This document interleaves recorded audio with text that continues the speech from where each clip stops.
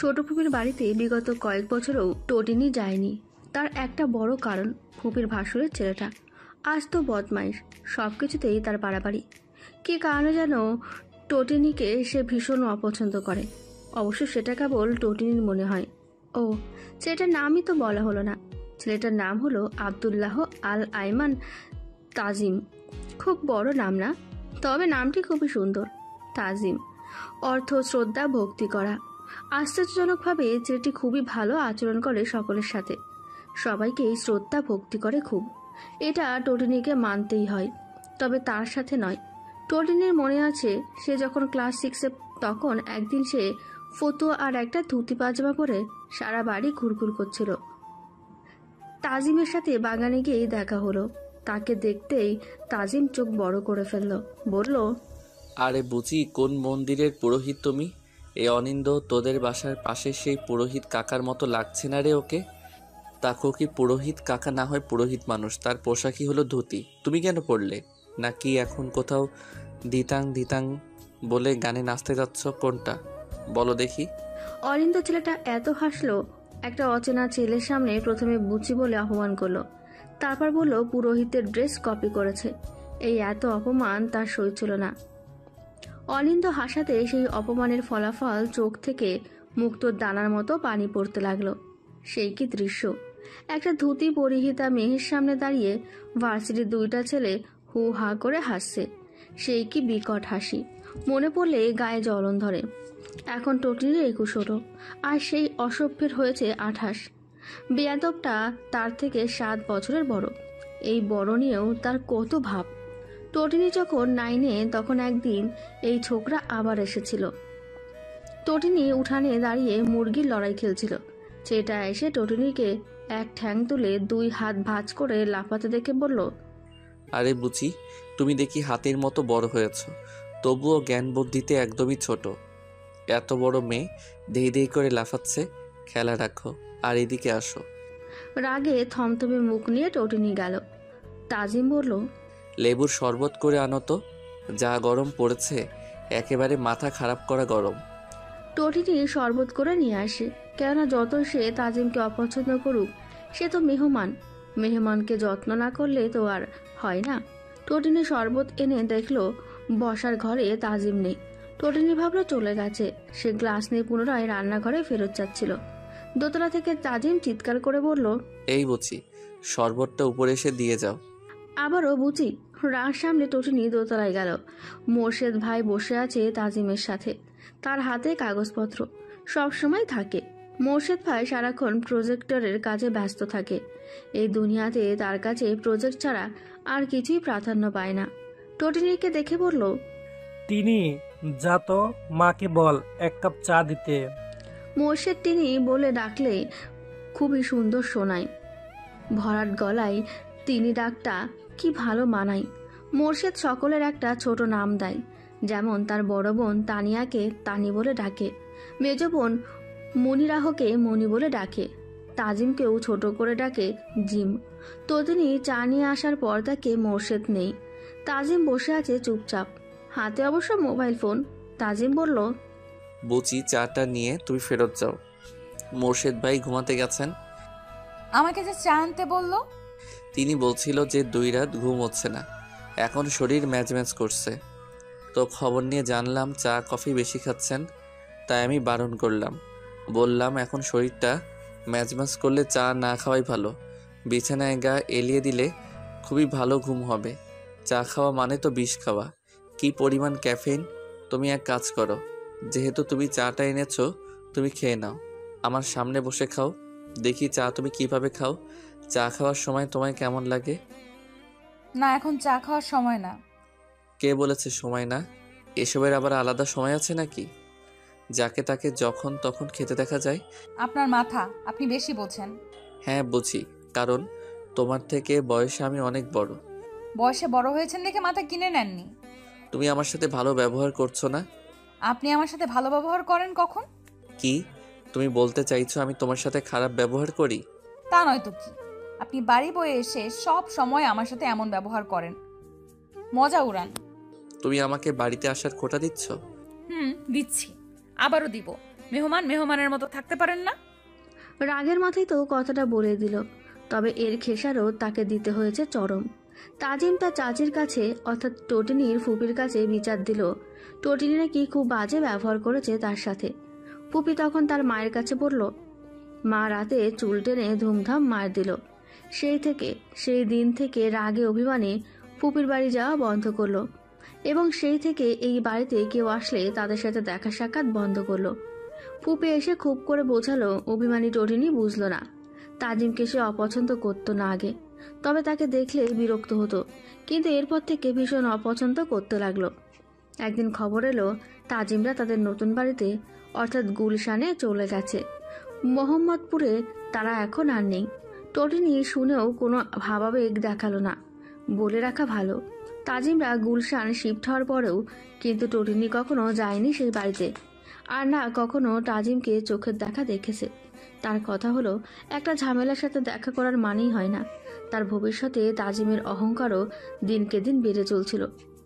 বুয়েট থেকে বাস করে বের হবার পর একদিন তাদের বাড়িতে এসেছিল মিষ্টি নিয়ে।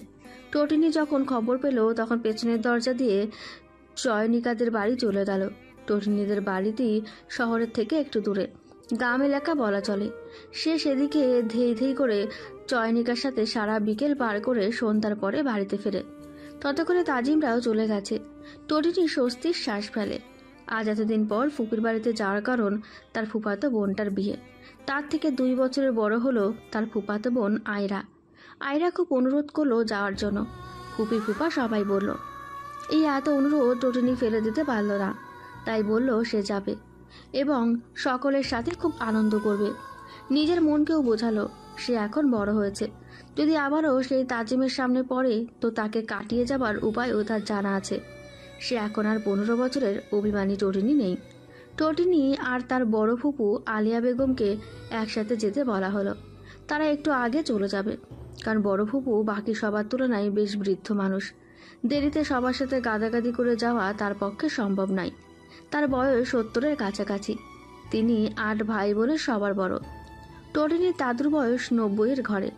আল্লাহর রহমতে এখনো জীবিত আছেন, সুস্থ আছেন। তাকে আরও 1 সপ্তাহ আগেই যখন আয়রাকে দেখতে এসেছিল তখনই নিয়ে যাওয়া হয়েছে। পরবর্তীতে বিয়ের 1 সপ্তাহের মধ্যে ঠিক করাতে তাকে আর আসতে দেওয়া হলো না। তো টটিনিদের একটু আগে যাওয়ার কারণ হলো তাদের বাড়ির বাকিদের যেতে যেতে বিকেল হবে, আর বড় ফুপুদের বাড়ির সবাইও সন্ধ্যায় যাবে। এখন ছোট ফুপু বারবার চাপ দিচ্ছে তাকে যেন আগেই নিয়ে যাওয়া হয়, তাই সবাই তাকে, আর যেহেতু টটিনির কোনো আহামরি কাজ নেই তাই টটিনিকে একসাথে পাঠিয়ে দেয় 1 গাড়ি করে। গাড়ির কথায় আসাতে এবার গাড়ি নিয়ে যে কাহিনী হলো সেটা কিছুটা বলি। আলিয়া বেগম কার মাইক্রো এসবে চড়তে পারে না, তো ঠিক করা হলো সিএনজিতে যাবে। টটিনির কোনো সমস্যা নেই, কারণ সেও ফুপুর মতো বন্ধ গাড়িতে থাকতে পারে না, বমি করে দেয়। তাদের বাড়ির গাড়িতে অতি প্রয়োজন ছাড়া সে চড়ে না। এদিক দিয়েও 2 জন মিলেছে ভালো, এতে সবাই আরও খুশি। খামোকা গাড়িরও 2 বার আসা যাওয়া করার লাগবে না। তো সিএনজি ডেকে আনে মোর্শেদ। সে ঠিকানা বলে দিয়ে ভাড়া মিটিয়ে দিল। ভাতিজি আর ফুপু একসাথে রওনা হলো। মূল কাণ্ড ঘটে শেষে গিয়ে। ড্রাইভার তাদের মোড়ের মাথায় নামিয়ে দিল, বলল এই রাস্তা পর্যন্তই কথা হয়েছে, এর বেশি কিছু বলেনি। টটিনি বলল বিপদে, সে তো চেনে না এখানের কোন দিকের বাড়িটা, সব ভুলে গেছে। সে ছোট্টবেলায় এসেছিল, এখন কত কত বাড়ি হয়েছে নতুন, এর মধ্যে আরও বেশি সমস্যা হয়ে গেল। এদিকে ফুপুও জানে না বাড়ি কোনটা, তিনি তো এমনিতেও চোখ থাকিতে অন্ধ, তার ওপর কালার ব্লাইন্ড। ড্রাইভার বলল তাকে এতটুকু পর্যন্ত যেতে বলা হয়েছে, তবে তারা টাকা বাড়িয়ে যদি ঠিকানাটা বলে তবে সে পৌঁছে দেবে। এদিকে ঠিকানা কেউই জানে না। অগত্যা ফুপু ড্রাইভারকে বেশ কয়েকটা গালিগালাজ করে ব্যাগ নিয়ে গাড়ি থেকে নেমে গেল। এই ভর দুপুরে খাড়া রোদের মধ্যে ব্যাগপত্র নিয়ে 2 জন এদিক সেদিক ঘুরছে। একবার একটা বাড়ির সামনে গিয়ে ফুপি বলল, এই তো এটা, এই বাড়িটা, আয় আয়। টটিনির ব্যাগপত্র টেনে বাড়িতে ঢুকতে দিলেই গেটের দারোয়ান পথ আটকায়, বলল, এই আপনারা কে? ফুপু বেশ ভাব নিয়ে বললেন, আমরা কে? তুই তোর মালিক রে জিগা যা, আমরা কে তুই জানোস না? যাই বাড়ির ছোট বউরে কইবি যে আপনার বড় বইন আছে। ফুপুর এত বেশি আত্মবিশ্বাস দেখে তার ধমকানি শুনে দারোয়ান গেল ভেতরে। তাছাড়া আরেকটা কারণও আছে, এই বাড়িতে দুই বউ থাকে, বড় বউ আর ছোট বউ। 2 মিনিটের মাথায় ফেরত এসে বলে, এই বাইরে হন, বাইর হন। ছোট ভাবির তো কোনো বইন নেই, মৃত্যুক মহিলা। ফুপু ঝগড়া লেগে যাচ্ছিল রীতিমতো। টোটিনি বুঝলো যে আসলেই ফুপুর ভুল। সে টেনে তাকে বাইরে নিয়ে এলো। এভাবে অনেকক্ষণ এদিক সেদিক ঘুরে তাদের নাস্তানাবুদ অবস্থা। এতক্ষণে তাদের এক মুদি দোকানদার লক্ষ্য করছিল।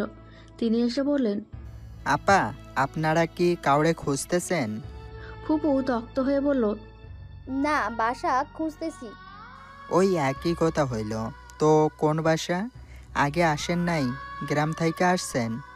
ফুপুর উঠে গেল রাগ। ফুপু ধানমান্ডিতে বিলাসবহুল বাড়িতে আধুনিক জীবনযাপন করেন। পোশাকে আর কথাতে তিনি সাধারণই চলে।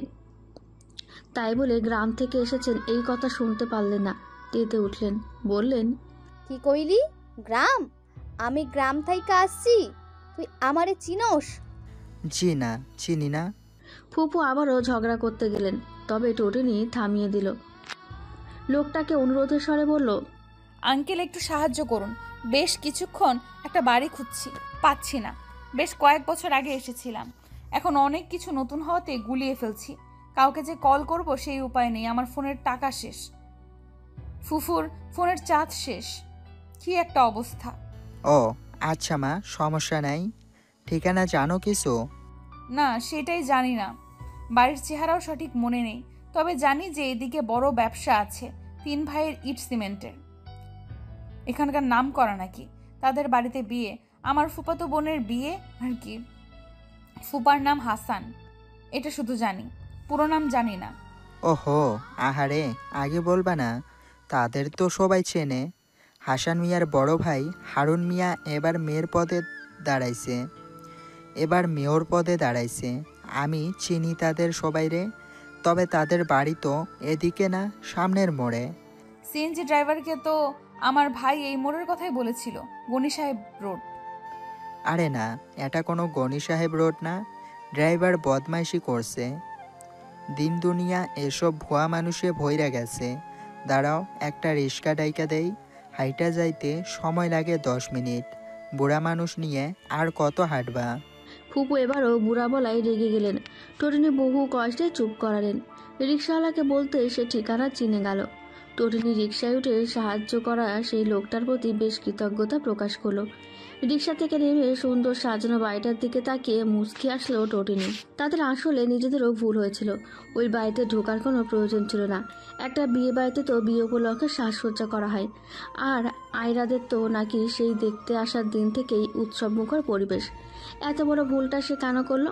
শুধু শুধু ওই বাড়িতে যেচে পড়ে ফুপু ভাতিজি অপমানিত হয়ে এলো। যাই হোক, ভাড়া মিটিয়ে ভেতরে যেতে ছোট ফুপুকে রীতিমতো দৌড়ে আসতে দেখা গেল।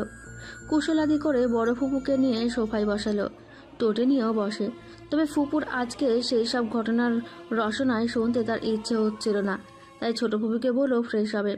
ততক্ষণে আয়রাও চলে এসেছে। 2 বোন একে অপরকে জড়িয়ে ধরলো। আয়রা টোটিনিকে নিজের রুমে নিয়ে গেল। যাওয়ার সময় টোটিনি দেখে কাজের লোকেরা ছুটোছুটি করে একটা রুম পরিষ্কার করছেন। টোটিনি বলল, কি ব্যাপার, এই রুম নিয়ে যে ওরা এত দৌড়াদৌড়ি করছে, স্পেশাল কিছু? আরে তাজিম ভাইয়া আসবে। জেঠামশাইয়েরা পরশু এলেও ভাইয়া আসেনি, তো ভাইয়া বারণ করেছিল যে এত সাফসাফাই করা লাগবে না। সে তখন আসবে না বলেছে একদম বিয়ের দিন আসবে, আসলেও থাকবে না বলেছে। আর ভাইয়ার রুমে কারো যাওয়া মানা, তাই অতিথি আসলেও নিঃসন্দেহে সেই রুমে তো আর তাদের থাকতে দিতে পারবো না, তাই সেটা পরিষ্কার করেনি। এখন ভাইয়া একটু আগেই কল করে বলেছে সে আসবে, সন্ধ্যার দিকেই আসবে, তাই এমন হলুস্থল কাণ্ড। তোমার ভাইয়ের দেখছি সেই কদর। বাড়ির বড় ছেলে, কদর হবে না? তাছাড়া তুইও তো তার বেশ কদর করিস। কি? আমি? তা নয় তো কি, তার কদর বেশি দেখেই তো তার উপর করেছিস রাগ, আর সেটা প্রয়োগ করেছিস আমার উপর। একবারও আসলি না এই কয় বছরে, আবার বিয়েতেও না। কই, বিয়েতে এসেছি তো। সেটা তো কমিউনিটি সেন্টারে, বাড়িতে তো আর না। আর কখন এলি কখন গেলি টেরও পাইনি। টোটিনি দীর্ঘশ্বাস ছাড়ে। এটা সত্য, সে কিছুটা অন্যায় করে ফেলেছে।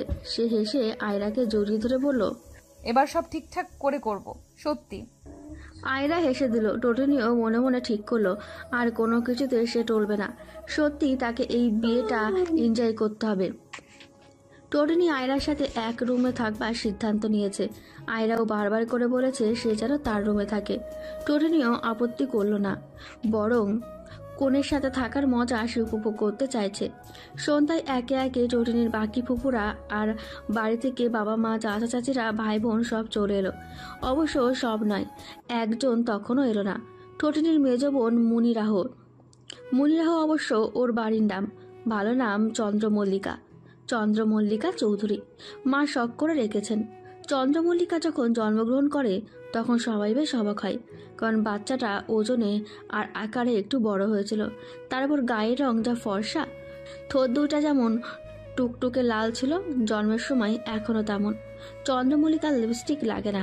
বোনেদের মাঝে, কাজিন মহলে কিংবা বন্ধু মহলে বা পাশের বাড়ির আন্টিদের বিকতেও তার এই চেরির মতো ঠোঁটটা নিয়ে কথা হয়। চন্দ্রমল্লিকার চুলগুলো ঘন কালো। চন্দ্রমল্লিকা ছোটবেলা থেকেই একটা অন্যরকম শাসনে বড় হয়েছে। তার বাকি বোনদের মতো সে যখন তখন বাড়ি থেকে বের হতে পারে না। সে মেহমানের সামনে যেতে পারে না। বাকি বোনদের মতো ফেসবুকে ছবি ছাড়তে পারে না। সবসময় কানের নিচে কালি দিয়ে রাখতে হয়। দাদির সাথে থাকলে দিনে 10 বার নজর কাটানোর দোয়া পড়ে ফু দিয়ে। এই এতগুলো কাজের কারণ হলো মেয়েটির রূপ। ছোটবেলা থেকে অসুখ তার লেগেই থাকে। হাদিসে বলা আছে বদ নজরও সত্য। এই বদ নজর উটকে হাড়িতে নিয়ে যেতে পারে, তবে এর মানে এটা নয় কুসংস্কার মানতে হবে। তবে তার মা সব রকম পদ্ধতি প্রয়োগ করে মেয়ের ওপর। 12 বছর বয়স থেকে এই মেয়ের জন্য বিয়ের প্রস্তাব আসা শুরু হয়। তা নিয়েও তার বাবা মা ভীষণ রাগ করতেন। আবার ছেলেরা রাস্তাঘাটে মেয়েটাকে খুব টিস করত। পরবর্তীতে আর এসব সইতে না পেরে মেয়েকে তার মামার কাছে অর্থাৎ আমেরিকাতে পাঠিয়ে দেওয়া হয়। সেখানে কষ্টটা কমে খানিকটা, কারণ সেখানেও ফর্সা লাল ঠোঁটের মেয়ে আছে, তবে ওই যে ঘন কালো কেশ, চেহারার আলাদা কাটিং, নম্র গলার স্বর, ওইসব কিছুর জন্য সেখানেও তার একটা অন্যরকম কদর ছিল। তবে সেখানে মেয়েটি এখানকার বখাটেরা যেমন ডিস্টার্ব করত, সেই ডিস্টার্বের শিকার হয়নি। মাঝে মাঝে তার মা এবং দাদির মধ্যে তাকে নিয়ে একটা লড়াই হয়। লড়াইয়ের বিষয়টা হলো সে এত সুন্দর হয়েছে, সব তাদের পুণ্যের ফল। মা বলে মা ভালো কাজ করেছে, দাদি বলে দাদি সবসময় যুক্তিতে জিতে যায়। দাদি জীবনে যত নামাজ কালাম পড়েছে তার ধারে কাছেও তো তাদের মা যেতে পারেনি, এইসব বলে খোঁচা মারে। তারপর দাদি আরও বলেন, আমার দাদি বুয়া আসিল সুন্দরী, একবার চাইলে মন ভরতো না, তাকায়া থাকার মতোই। আমগো মুনিরা তার মতোই হইছে। তোমার গোষ্ঠী তো কে আসিল এমন সুন্দর? আমার পোলাও তো কম সুন্দর না, তার বাচ্চা সব কয়টাই তো ধলা হইছে, তো তোমার তো রং ময়লা। তোমার বংশ সব এমন, আমগো কেউ আসেনি এরম। শুধু আমার মোর্শেদ আর মোর্শেদের বাপ খোরশেদ একটু কম ধলা। টোটিনির মা নুরাইসা শ্যামবর্ণের, তাই বলে শাশুড়ি থেকে সবসময় তাকে এমন কথা শুনতে হবে? তবে তিনি এটা জানেন যে শাশুড়ি তাকে খুবই ভালোবাসেন। তবুও যখনই এমন করে বলেন তখন সে কেঁদে খুঁটে ঘর ভাসিয়ে দেয়। অবশ্য টোটিনির দাদি সবসময় এমনটা বলে না। তর্কে টিকতে না পারলেই দুর্বলতায় টান মারে। চন্দ্রমল্লিকা আমেরিকা থেকে আসছে আজকে, এবার একটু দেরিতেই ফিরেছে সে, কারণ পড়ালেখার পর্ব শেষ করে আসছে। দেশে একেবারের জন্যই ফিরছে কিনা সেটা এখনো নিশ্চিত নয় কেউ। তার আসার কথা ছিল আরও 1 মাস পরে, তবে আয়রার বিয়ে ঠিক হওয়াতে আরও আগেই চলে আসছে। ঢাকায় আসতে তার রাত 8টা বেজে যাবে। মোর্শেদ আর আফজাল এয়ারপোর্টের কাছে তাকে রিসিভ করতে। তারা সেখানে থেকে প্রথমে বাড়ি যাবে। দরকারি সব কিছু রেখে তারপর বিয়ে বাড়ি আসবে, কারণ বিয়ে বাড়ি সেফ থাকে না। তার অনেক দরকারি কাগজপত্র আছে, পাসপোর্ট ভিসা আছে, সব বাড়িতে আগে ঠিক মতো রেখে আসতে হবে। নুরাইসা বেগম বারবার ছেলেকে বলেছেন সেও সাথে যাবে। আফজাল স্পষ্ট বারণ করেছে। তা নিয়ে রাগ করে তিনি শাশুড়ির কাছে বসে ছেলের নামে বিচার দিচ্ছেন। তার শাশুড়ি শরীফা বেগম ও তাল মিলিয়ে বলছেন, আফসাইল্লা নিজেরে কি মনে করে? ওরে ধমকায় ঔষধ আমার মনে চাইলে আমি খামু। তুই ডাক্তার তো কি মাথা কিনা ফালাইছস? আমারে ঠুইসা তুই ওইসব গিলাস কেরে? তোর এত সমস্যা কে?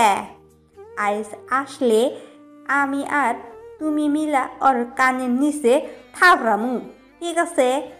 নুরাইসা বেগম চুপ করে গেলেন, আর কিছু বললেন না। শাশুড়ির ভাষ্যমতে ছেলেটারে থাবড়ানোর কিছুই দেখলেন না তিনি। তার আফজাল সবারই খেয়াল রাখে, দাদিরে একটু চাপে রাখে, কিন্তু তার নিজেরই ভালোর জন্য। এর জন্য এত বড় ছেলের গায়ে হাত তোলবার মতো তিনি কিছু দেখলেন না। শরীফা বেগম থেমে নেই, তিনি এবার চলে গেলেন মোর্শেদের কথায়। মোর্শেদ বিয়ে শাদী করে না কেন সেই জন্য তাকেও গালমন্দ করছেন। নুরাইসা বেগম আস্তে করে বসা থেকে উঠে দ্রুত পা চালিয়ে রুম থেকে বের হয়ে এলো। শরীফা বেগম তার চলে যাওয়ার পর ব্যস্ত হয়ে পড়লেন আয়রার দাদির সাথে অন্য কথা বলায়। এই মানুষটা একটু অন্যরকম, তার মুখের কথা কখন বদলে যায় টের পাওয়াও মুশকিল। টোটিনি সারা বাড়িতে ঘুরঘুর করছে। আয়রার ফুপির মেয়েরা এসেছে। আয়রা আর তার জ্যাঠাতো বোন ও চাচাতো বোনেরা সবাই তাদেরকে সঙ্গ দিচ্ছে। আয়রা বলেছিল তাদের সাথে বসতে, তবে টোটিনির একটু সংকোচ বোধ হচ্ছিল, কারণ আয়রার ফুপাতো বোনগুলোর ভাষাবে মনে হচ্ছে তারা টোটিনির উপস্থিতি চাইছে না, আর সেও নিজের দাম কমে যাক এমন চায় না। সে সরে এসেছে। সারা বাড়িতে আলোকসজ্জা করা হয়েছে। আজকে মেহেন্দির অনুষ্ঠান করার কথা ছিল, তবে সেটা কালকেই করবে, কারণ এমনিতেও হলুদ একদিন পর, অর্থাৎ পরশুদিন হলুদ। মাঝখানে একদিন গ্যাপ রেখে তারা কি আর করবে? তাছাড়াও এখনও অনেকে আসেওনি, তাই আজকের প্রোগ্রামটা কালকে নিয়ে গেছে। চারিদিকে নানান মানুষ আছে, তবে বাইরের কেউ নেই। তাদের বাড়ির মানুষ, আয়রাদের বাড়ির মানুষ, মোট কথা আয়রার দাদার ও নানার গোষ্ঠী আছে, আর কেউ নেই। টরিনিকে দেখে তার ছোট ফুপু বলল, কি রে, একা একা হাঁটছিস যে? ওদের সাথে গিয়ে কথা বল, আমি চা নাস্তা পাঠাচ্ছি। যা যা। না ফুপু, আমি একটু ডেকোরেশন দেখতে এসেছি। ওহো, দেখ তবে কেমন লাগছে বলিস। ভালোই তো লাগছে, খুব সুন্দর হয়েছে। আচ্ছা তুই থাক, কিছু দরকার হলে বলিস, ঠিক আছে? ফুপু, মা কোথায়? তোর মা দাদু সব আয়রার দাদুর রুমে নিচতলায়। ও। ফুপু চলে যেতেই টোটিনি আবারও এদিক সেদিক হাঁটতে থাকে। একসময় নিচে নেমে আসে। ড্রয়িং রুমে তেমন কেউ নেই, সবাই কোনো না কোনো একটা রুমে বসে গল্প আড্ডায় ব্যস্ত। শতদরজার সামনে লাইটিংয়ের কাজ চলছে। টোটিনি দাঁড়িয়ে দাঁড়িয়ে দেখছে। তখনই দুজন স্টাফ দুইটা লাগেজ আর বেশ কিছু জিনিসপত্র নিয়ে ভেতরে ঢেকে। তাদের তাড়াহুড়োটা চোখে পড়ার মতন। তারা সিঁড়ি বেয়ে ওপরে উঠতেই আরও একজন ভেতরে প্রবেশ করলো। তাকে দেখে লাইটিং করা ছেলেপেলেরা সালাম দিল। টোটিনি তখনও সিঁড়ির দিকে তাকিয়ে থায়। আকস্মিক ওদের কাউকে সালাম দেওয়ায় সে পেছন ফিরে তাকায়। ভরাট গলায় একটা লোক ছেলেগুলো সালামের জবাব দিল। টোটিনি থায় দাঁড়িয়ে রইল। তার সামনে তাজিম দাঁড়িয়ে আছে। কত পরিবর্তন হয়েছে। টোটিনি অপলক তাকিয়ে রইল। তাজিমের শারীরিক গঠনের উন্নতি হয়েছে, লম্বাতেও আগের তুলনায় বেশি লাগছে। ক্লিন শেভে টোটিনি তাজিমকে এই প্রথম দেখল। অসম্ভব সুন্দর লাগছে। সাদা শার্টের হাতা ফোল্ড করে রেখেছে, দেখে মনে হচ্ছে তার সারাদিন বেশ পরিশ্রমে কেটেছে। চোখে মুখে ক্লান্তি রয়েছে। তাজিম ছেলেগুলোর সাথে কথা বলছিল কাজ আর কতদূর এইসব নিয়ে। টোটিনিকে সেও খেয়াল করেনি। হঠাৎ করে সামনে তাকাতেই তার চোখ পড়ে টোটিনির দিকে। চোখে চোখ পড়ে ক্ষণিকের জন্য। টোটিনি খুব দ্রুতই চোখ সরিয়ে নেয়। তার ধারণা তাজিম তাকে চিনবে না, তবে সে ভীষণ বোকা। যেখানে সে তাজিমকে চিনতে পেরেছে সেখানে তাজিম বুঝি তাকে চিনবে না। টোটিনিকে বহু বছর পর সামনাসামনি দেখে তাজিম হবে সবাক হলো। সে জানতো টোটিনি আসবে, তবে এভাবে হঠাৎ করে যে তার দেখা পাবে সে ভাবেনি। তাজিম আশেপাশে তাকিয়ে দেখলো আর পরিচিত কেউ নেই। এই বহিরাগত লোক যারা কাজ করতে এসেছে সে টোটিনিকে বিস্মিত করেই বলল, এখানে দাঁড়িয়ে আছো কেন? টোটিনি ভেবেছে তাজিম তাকে চিনবেও না, আর যদি চেনেও থাকে হয়তো কখনো কথা বলবে না। কিন্তু এখানে যে ব্যাপারটা উল্টো। তাজিমের সাথে কথা বলতে বা তাজিমের কথা শুনতে তার কেমন যেন লাগছে। তাজিমের ভরাট পুরুষালী কণ্ঠস্বরটা তার হৃদয়ে কেমন শিহরণ তুলল। তাজিম আবারও বলল, এখানে একা কি করছো? দেখতে এসেছি। কাকে? কাউকে না, এখানে লাইটিং এর কাজ চলছে তাই দেখছি। যদিও এটা আহামরি দেখার কিছু না, তবে তোমার যেহেতু শখ হয়েছে দেখতে পারো, শিখে নিতেও পারো। ভবিষ্যৎ তো বলা তো যায় না, কখন কি কাজে লেগে যেতে পারে। এই লোকটা স্বভাব আর ঠিক হলো না। এমন টোন্ট মেরে কথা বলে কেন লোকটা? টোটিনির রাগ উঠে গেল। সে গুটি গুটি পায়ে সামনের দিকে অগ্রসর হলো। প্রথমে ভাবলো ওপরে চলে যাবে, পরে ভাবলো না, সে তার মায়ের কাছে যাবে। তার বড় বোন তানিয়া আর আয়রার বড় বোন আনিকা ওরা শপিংয়ে গেছে, তাই তাদের সাথেও যে একটু বসবে তাও হচ্ছে না। তার থেকে ভালো মায়ের কাছে বা দাদির কাছে বসে থাকবে। টোটিনি সেদিকেই হাঁটা ধরল। তখন তার পেছনে অন্য কারো অস্তিত্ব সে টের পায়। পেছনে ফিরে দেখে তাজিম। সে অবাকই হলো, তাজিম তার পিছু নিচ্ছে কেন? সে আবারও হাঁটা ধরল এবং খেয়াল করলো তাজিমও তার পেছনে আসছে। এবার সে দাঁড়ায় তাজিমকে কিছু বলার জন্য, তবে তাজিম পাশ কাটিয়ে সোজা তার দাদির রুমে ঢুকে পড়ে। টোটিনি হাঁ করে সেখানে দাঁড়িয়ে থাকে। পরবর্তীতে নিজেকে সামলে সেও রুমে ঢোকে, দেখে তাজিমকে তার দাদি অর্থাৎ আয়রা আর তাজিমের দাদি জড়িয়ে ধরে আছে। তার চোখে পানি। নাতিকে বহুদিন পর তিনি দেখছেন, তাই এমন করে কাঁদছেন। টোটিনি ভেতরে ঢুকে দেখে তার মা নেই, তবে তার দাদি আর বড় ফুপু বসে আছে বিছানায়। সে গিয়ে বড় ফুপুর পাশে দাঁড়ায়। তাজিম একবার চোখ তুলে টোটিনির দিকে তাকালো, তাতেই টোটিনি কেমন জমে গেল। সে বুঝতে পারছে না এমন কেন হচ্ছে। তাজিম খুব সুন্দর করেই টোটিনির দাদি ও ফুপুর সাথে কথা বলল। তারা ছেলেটির আচার ব্যবহারে বেশ সন্তুষ্ট। ছেলেটি ছোটবেলা থেকে সবাইকে মান্য করে চলে, এই সেই নানান প্রশংসা করা শুরু হলো তার। টোটিনির ভালো লাগলো না এসব। এই লোক যে কেমন সেটা তার থেকে ভালো আর কেউ জানে না। রুম থেকে সে বের হয়ে এলো। তার আসা যাওয়াতে কারো কাছে কোনো ম্যাটার করলো না দেখে সে ভীষণ দুঃখ পায়। ধীরে ধীরে পা চালিয়ে সিঁড়ি বেয়ে ওপরে ওঠে আর ভাবতে থাকে তার মেজো আপু এলে সে আপুর সাথেই বসে থাকবে, কাউকে আপুর কাছে আসতে দেবে না। আব্বুকে বলবে যে এরা তাকে দেখেও না দেখার ভান করেছিল, সে কষ্ট পেয়েছে। টোটিনি ছোট্ট বাচ্চাদের মতো অভিযোগ তৈরি করছিল। তাজিমও যে আবার তার পেছনে পেছনে আসছে সে খেয়াল করেনি। হঠাৎ ওপর থেকে বাচ্চা 2-3টে দৌড়ে আসে, এমনভাবে আসে যে আকস্মিক তাদের আগমনে ঘাবড়ে গিয়ে পা স্লিপ কেটে সে ঘুরে গিয়ে পড়ে যেতে দেয়, তবে পড়ল না। তাজিম তাকে তার শক্ত বাহুডোরে আবদ্ধ করে নিল পরম যত্নে। তাজিম স্পষ্ট অনুভব করতে পারছিল টোটিনের হার্টবিট বেড়ে গেছে, তীব্র গতিতেই হচ্ছে। ভয়ের চোটে টোটিনিও তার গলা জাপটে ধরল। এইরকম দৃশ্য দেখে বাচ্চাগুলো হু হা হি হি করে হাসতে থাকে।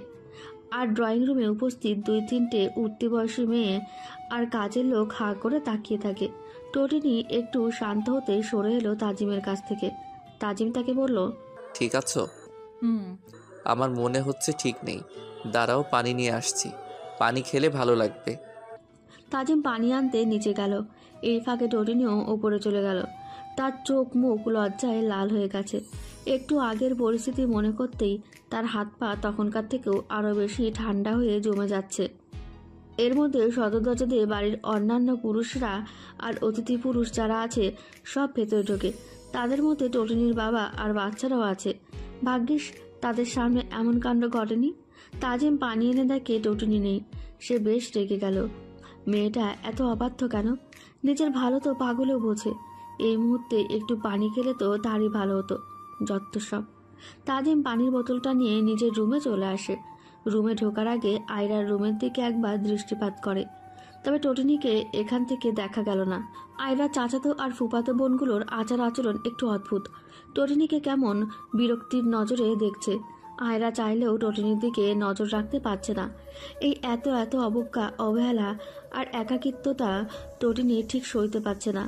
সে আয়রার বারান্দায় দোলনায় বসে আছে আর একা একা বসেই নানান চিন্তাভাবনা করছে ভবিষ্যৎ নিয়ে। এই এত চিন্তাভাবনার মাঝে হুট করে তার দুষ্টু মনে তাজিমকে নিয়েও চিন্তা এলো। অসভ্য লোকটা কি করছে জানতে ইচ্ছে করলো। নিজের কৌতূহলী মনের এই স্পর্ধা দেখে টোটিনি নিজেই অবাক না হয়ে পারল না। আশ্চর্য, তাজিমকে নিয়ে সে কি করে ভাবতে পারে? ধুর। ভাবনার মাঝে টোটিনির দৃষ্টি পড়ল বাড়ির গেটের দিকে। একটা গাড়ি ঢুকছে। গাড়িটা এক পলক দেখে সে চিনে ফেলল। বারান্দার রেলিং ধরে ঝুলে নিচে তাকালো। গাড়ি থেকে মোর্শেদ আর আফজাল নামার পর চন্দ্রমল্লিকা নামে। তাকে দেখে খুশিতে চেঁচিয়ে উঠল সে, আপা। চন্দ্রমল্লিকা ডাক শুনে উপরে তাকায়। বোনকে দেখে হেসে হাত নাড়ায়। টোটিনি আর এক মুহূর্ত সেখানে দাঁড়ায় না।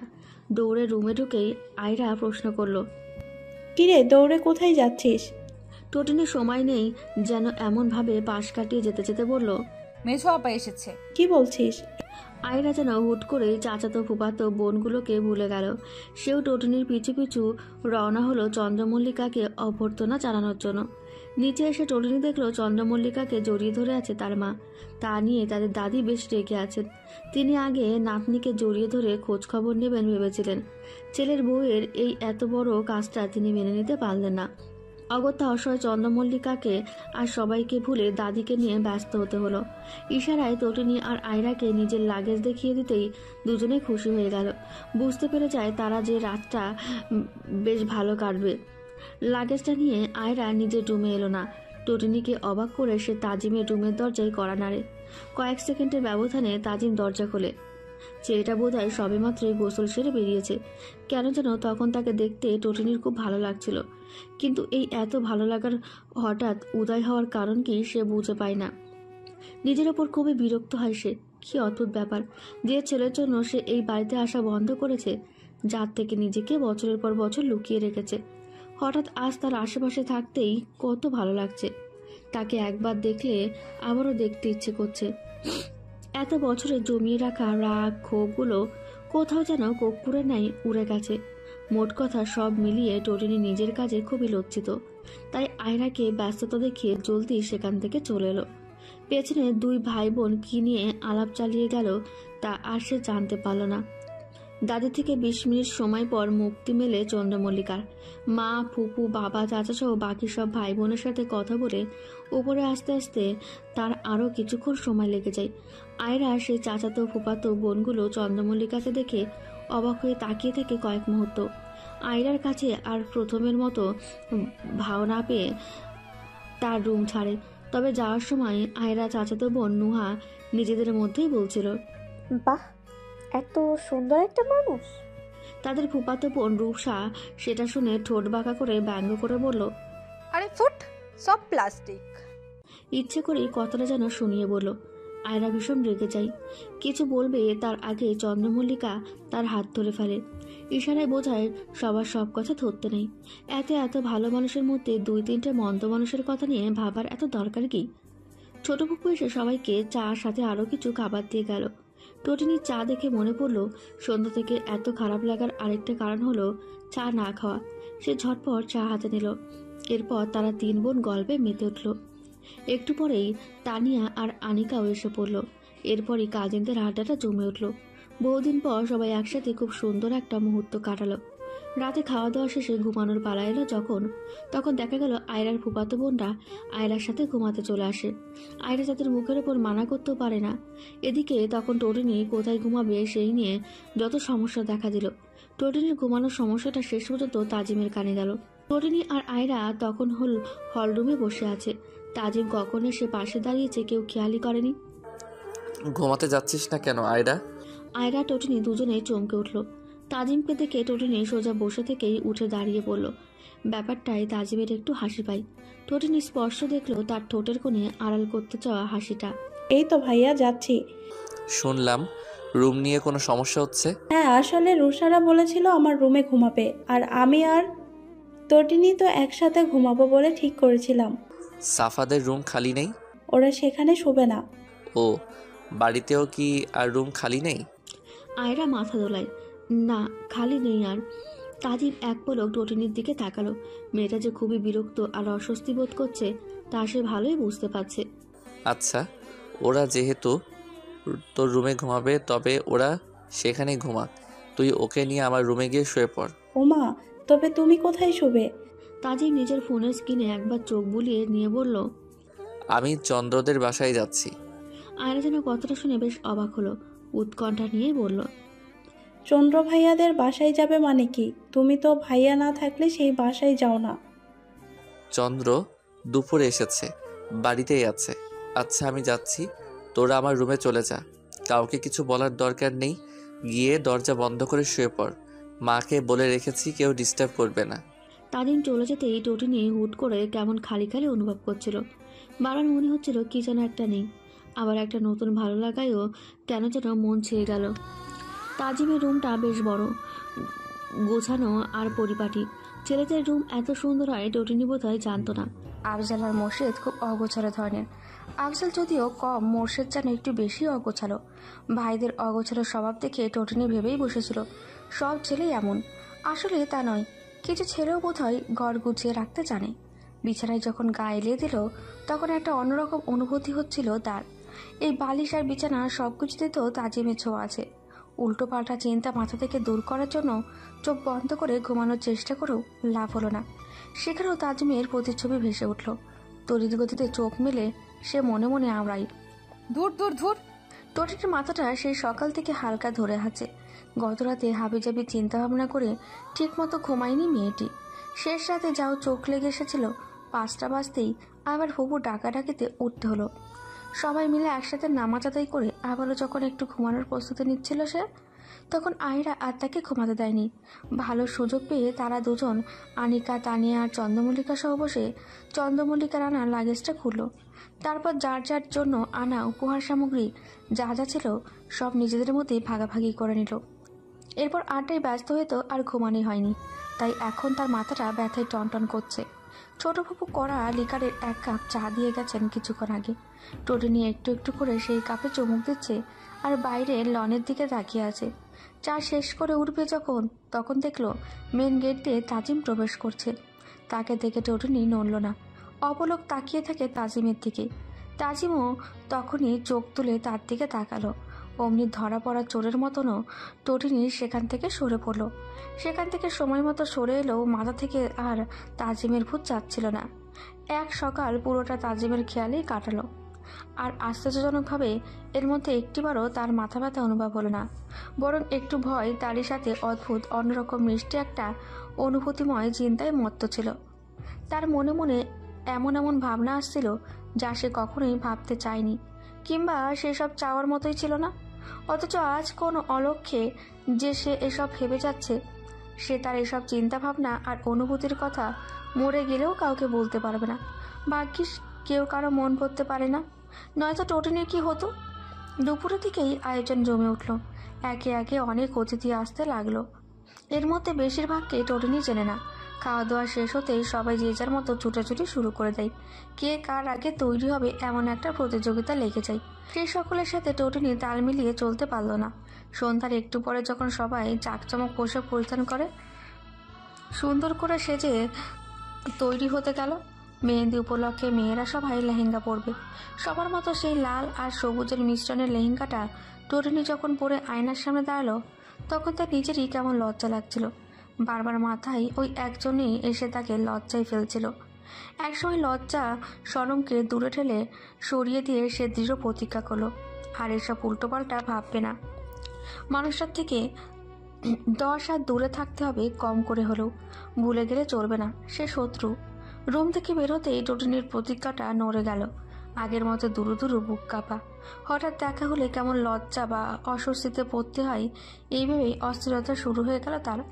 বোনদের সাথে তাই দল বেঁধে ডালা নিয়ে ছাদে গেল না। সবাই যখন উপরে উঠল, নিচে যখন টুকটাক 2-1 ঘুরছিল, তখন সে ধীর পায়ে সিঁড়ির কাছে এগিয়ে গেল।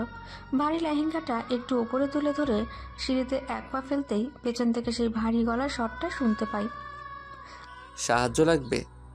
আকস্মিক চিরচেরা গলার শটটা শুনতে পেয়ে চমকে উঠল টোটিনি। চট করে পেছনে ঘুরতে নিলেই পা পিছলে পড়তে নাই, অমনি পেছনের মানুষটা তাকে আগলে নেয়। টোটিনি ধাতস্থ হয়ে দ্রুত সরে আসে মানুষটার কাছ থেকে। দ্রুত মাথা নেড়ে বলে, না, লাগবে না। তাজিম আর কিছু বলল না, তবে দাঁড়িয়ে রইল আগের মতোই। টোটিনিও উপরে আর উঠল না। তাজিমকে উপরে ওঠার জায়গা করে দিয়ে কিছুটা সরে দাঁড়ালো। তারপরেও যখন তাজিম গেল না, তখন টোটিনি তার দিকে সরাসরি তাকালো। কি হলো, যাচ্ছেন না যে? তাজিম যেন কৌতুক করে বলল, কোথায় যাব? কিছুটা বিরক্ত হয়ে টোটিনি জবাব দিল, কোথায় আবার? ছাদে যাওয়ার কথা বলছি। ও ছাদে যাব তো, তুমি আগে যাও, আমি পিছনে আসছি। তোমার যা অভ্যাস বলা তো যায় না, 2 সিঁড়ি গেলে আবারও না পা ফসকায়। আমি আগে চলে গেলে তখন ধরবে কে? টোটিনি কথাগুলো শুনে হতাশ চোখে তাকিয়ে রইল তাজিমের দিকে। না, বিন্দুমাত্র পরিবর্তন হয়নি। লোকটা সে আগের মতোই রয়ে গেছে। সুযোগ পেলেই তাকে কথা শোনাতে ছাড়ে না। এখনই আবার বুঝে না ডেকে বসে, এই ভেবে সে পা বাড়ালো। প্রতি সিঁড়িতে খুব সাবধানে পা ফেলে সে ছাদে উঠল।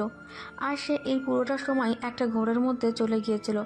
পেছনে দাঁড়িয়ে থাকা তাজিমের অস্তিত্ব এত কাছ থেকে অনুভব করছিল সে, যে তার বাদ বাকি সব সে ভুলে গিয়েছিল। কড়া পুরুষালী পারফিউমের ঘ্রাণটাও তাকে আরও বেশি বেসামাল করে দিচ্ছিল। টোটিনের হুট করেই আফসোস হচ্ছিল, নিজের জন্য নয়, তাজিমের জন্য। একটা এত সুন্দর, বলতে গেলে অনেক বেশি সুদর্শন যুবকটা এত বিশ্রী ভাষার অধিকারী কেন? হ্যাঁ, টোটিনের কাছে তার ভাষা বিশ্রী লাগে, খুব খুব খুব। মেহেন্দি অনুষ্ঠানটা বেশ জমজমাট ছিল, সবাই বেশ হই হুল্লোড় করছিল, বড় ছোট সবাই পুরো অনুষ্ঠানটা উপভোগ করছিল খুব করে। আর টোটিনি তাদের এই আনন্দ উল্লাস দেখে দুঃখী মুখ করে বসে থাকলো। তার একটা সময় বুক ভাঙা কান্না আসছিল, কিন্তু কাঁদল না। তার নিজের ওপর রাগ হচ্ছিল বারবার। একটা অভদ্র লোককে নিয়ে এত ভাবার কি দরকার তার?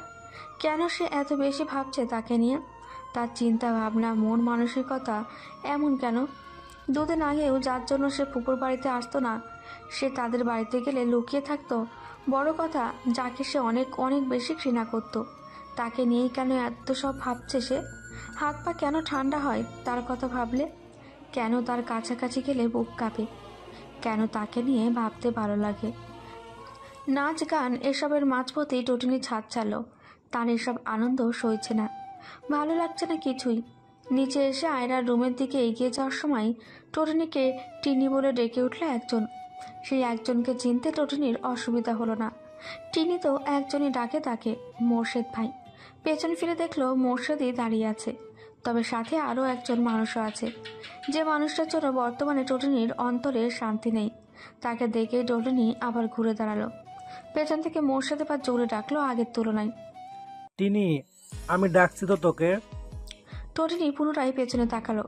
মোর্শেদ ভাই রেগে যাচ্ছেন বোধ হয়। এই মানুষটা শান্ত থাকলেই ভালো, রাগানো ঠিক হবে না।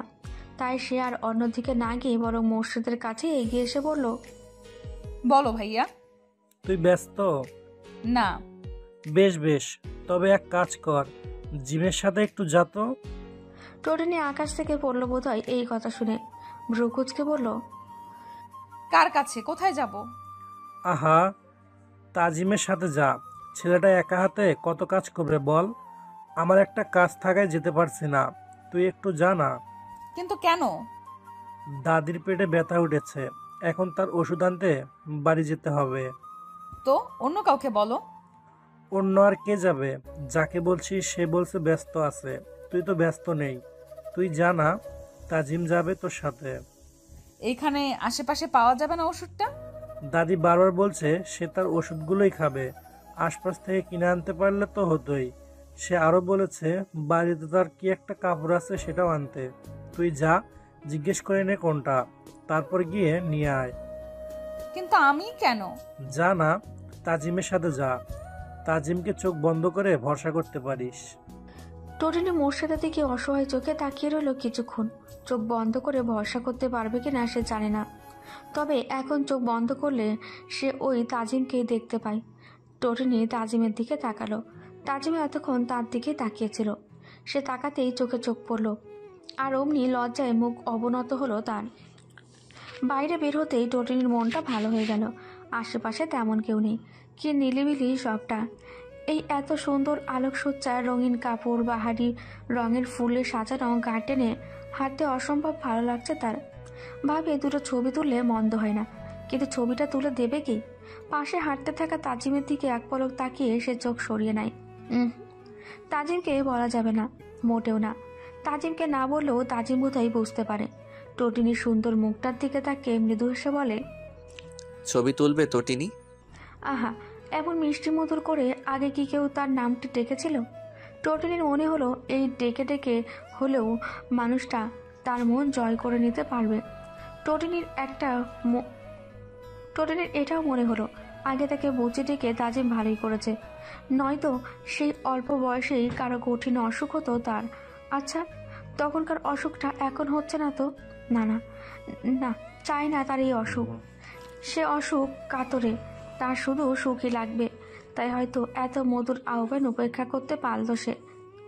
তাজিমকে পরোয়া না করে গটগট পায়ে হেঁটে সামনের দিকে অগ্রসর হলো। তাজিম তাকে একটুও দুঃখ পেল না। যেন সে জানতো এমনই হবে। আর টোটিনি না বললেও চুপচাপ পকেট থেকে ফোনটা বের করে পেছন থেকেই হেঁটে চলা টোটিনির 2-3টে ছবি তুলে নিতে কিন্তু সে ভুলল না। গাড়ির কাছে সে টটিনি দেখলো ভেতরে ড্রাইভার বসা আছে। ওপরে ওপরে তা নিয়ে খুশি হলো, ভেতরে ভেতরে তার বারবার মনে হচ্ছিল যদি সে আর তাজিম একা থাকতো তবেই ভালো হতো। নিজের এই ভেতরের এই দুষ্ট চাওয়াটাকে সে তাই শাসিয়ে উঠল। আস্ত এক বেহায়া মন বলে ভৎসনা করলো। তাজিম এগিয়ে এসে পেছনের দরজাটা খুলে দিল। যখন তখন তার এই ভালো মানুষ সেজে থাকা আর হলো না। মনটা গলতে থাকে তার অবিরত। লজ্জায় তার মাথা নত হয়। ছিছি, শেষমেশ কিনা শত্রুকে মন দিতে হলো। এর থেকে আর লজ্জাজনক কিছু আছে? ঠোঁটিনি মনে মনে ঠিক করে ফেললো বাড়ি গিয়ে সে আর ফিরবে না। তো আমাদের বাড়ি গিয়ে থাকবে, দরকার পড়লে তবুও আসবে না। সে এই পুরুষটির ধারে কাছেও আর আসবে না। অপ্রিয় মানুষটাকে ভালোবেসে মোটেও নিজেকে কলঙ্কিত করবে না। সিটে হেলান দিয়ে বসে চোখ বুজে ফেলতেই সে অনুভব করলো পাশে আরেকজন এসে বসেছে। চমকে উঠে চোখ মেলে পাশে তাজিমকে দেখে আরেক দফা চমকায় সে। হড়বড়িয়ে বলে ওঠে, আপনি এখানে কেন? সামনে ড্রাইভারের পাশে গিয়ে বসুন। তাজিম সেই কথা ধার ধারে না, বরং হাত পা ছড়িয়ে আরাম করে বসে। টরিনি রাগ হয়, গম্ভীর মুখে বলে, আপনাকে কিছু বলেছি? শুনেছি। তাহলে এখনো এখানে বসে আছেন কেন? তাজিম একটু নড়ে চড়ে বসলো, খুব সিরিয়াস ভঙ্গিতে বলল, লিসেন, আজ সারাদিন আমার অনেক ধকল গেছে। I am tired now. পেছনে হাত পা ছড়িয়ে আরাম করে বসবো এখন, because I really need rest. বেশ, তবে আমি সামনে বসছি। Yeah sure you can, but Atiq মানবে না। কি রে আতিক, পাশে মেয়ে মানুষ বসলে তোর সমস্যা নেই তো? আতিক দ্রুত মাথা নেড়ে বলল, আছে ভাই, সমস্যা আছে। তাজিম মুখ দিয়ে একটা আফসোসের সুর বের করে বলল, ইস, বেচারাটা পাশে মেয়ে মানুষ নিয়ে বসতে পারে না। টোটিনি, তোমাকে বোধ হয় আমারই রাখতে হবে। টোটিনি উত্তর করলো না। আগের মতো চোখ বন্ধ করে একদম চুপ করে গেল। এই এতটা পথে একবারও চোখ মেলে পাশে থাকা তাজিমকে তাকিয়ে দেখল না, কোনো কথাও বলল না, শুধু সবটা অনুভব করে গেল। পাশে থাকা অপছন্দের মানুষটাকে প্রাণ ভরে অনুভব করলো। বাড়ি এসে অপ্রয়োজনীয় সব কিছু নিয়ে তাজিমের হাতে তুলে দিয়ে সে বিনয়ের সাথে বলল, সব দেওয়া আছে এই ব্যাগে, নিয়ে যেতে পারেন। তাজিম ভ্রুকুচকে বলল, অর্থাৎ? আমি আর যাচ্ছি না। তাই? কেন? সেটা বলার প্রয়োজন বোধ করছি না। আচ্ছা ঠিক আছে। তাজিম কোনো কথা না বাড়িয়ে ব্যাগ নিয়ে চলে গেল। টোটনি অবাক হয়ে চৌকাঠে দাঁড়িয়ে রইল। আশ্চর্য, মানুষের কাছে তার যাওয়া না যাওয়া নিয়ে কোনো ভাবান্তর হলো না, অথচ সে কিনা তাকে নিয়ে আনমনে কত কিছু ভেবে চলেছে। ভাঙা মন নিয়ে দরজাটা যখন বন্ধ করলো তখনই কলিং বেল বেজে উঠল। দরজা খুলতে তাজিমের হাস্যজ্জ্বল মুখটা দেখা গেল। টোটনি কিছু বলবে তার আগে এসে বলে উঠল, ব্যাগে সব তো দেওয়া নেই। টোটনি অবাক হয়ে বলল, সব দেওয়া নেই মানে? সবই দেওয়া হয়েছে, ভালো করে দেখেছেন তো? দেখেছি, কিন্তু কিছু মিসিং। আরও কিছু আমার সাথে করে নিয়ে যাওয়ার কথা। আর কি? তাজিম চমৎকার এসে বলল, তুমি ছাড়া আর কি? ভালোবাসা আর ভালো লাগা, এই দুটো আসলে কি? আচ্ছা, কোনটা বেশি সুন্দর এবং বেশি অর্থ বহন করে? ভালোবাসা। এই ভালোবাসা কাকে বলে? এই প্রশ্নের উত্তর জানতে চাইলে বহু জনের কাছে বহু উত্তর পাওয়া যাবে, কিন্তু টোটিনি চাইছে নিজের কাছ থেকেই এই ভালোবাসার সংজ্ঞা বের করতে। নিজের দৃষ্টিভঙ্গি দিয়ে সে ভালোবাসা চিনতে চায়, অথচ কোনোভাবেই বুঝে উঠতে পারছে না আদৌ কি সে ভালোবাসে কাউকে। যদি ভালোবেসে থাকে তবে তো তার জানার কথা, যেহেতু জানে না তাই সে ভালোবাসে না তাজিমকে। আর তার তাজিমকে ভালোবাসতে হবে কেন? তাজিম কখনোই টোটিনির স্বপ্নপুরুষ হতে পারে না। দুদিন একটু বড় ভালো কথা বলেছে বলে তো আর সে সত্যি ভালো হয়ে যায়নি। ছাদ থেকে গান বাজনার আওয়াজ ভেসে আসছে। টোটিনির ইচ্ছে করছে ছাদে গিয়ে সাউন্ড বক্সটা ভেঙে আসতে, কিন্তু সব ইচ্ছে তো আর পূরণ হয় না। গা থেকে ভারী সাজ পোশাক ছেড়ে টোটিনি সুতির সালোয়ার কামিজ পরে নিল। মাথা আবার ধরে আসছে। উফ, কোথায় গেলে যে একটু শান্তি পাওয়া যায়। দরজায় নখ হচ্ছে, চন্দ্রমল্লিকার গলা শোনা যাচ্ছে। টোটিনি উঠে গিয়ে দরজাটা খুলে দিতেই চন্দ্রমল্লিকা তাকে দেখে চোখ কপালে তুলে বলল, কি তোর এই অবস্থা কেন? শ্বাস তুললি কেন? ড্রেসেও চেঞ্জ করে ফেলেছিস। এই তোকে না বললাম সবাই একসাথে ছবি তুলবো? এখনো একটাও ছবি তুলতে পারলাম না, তুই সব সাজগোজ নষ্ট করে বসে আছিস। এমন বেরসিক কেন তুই?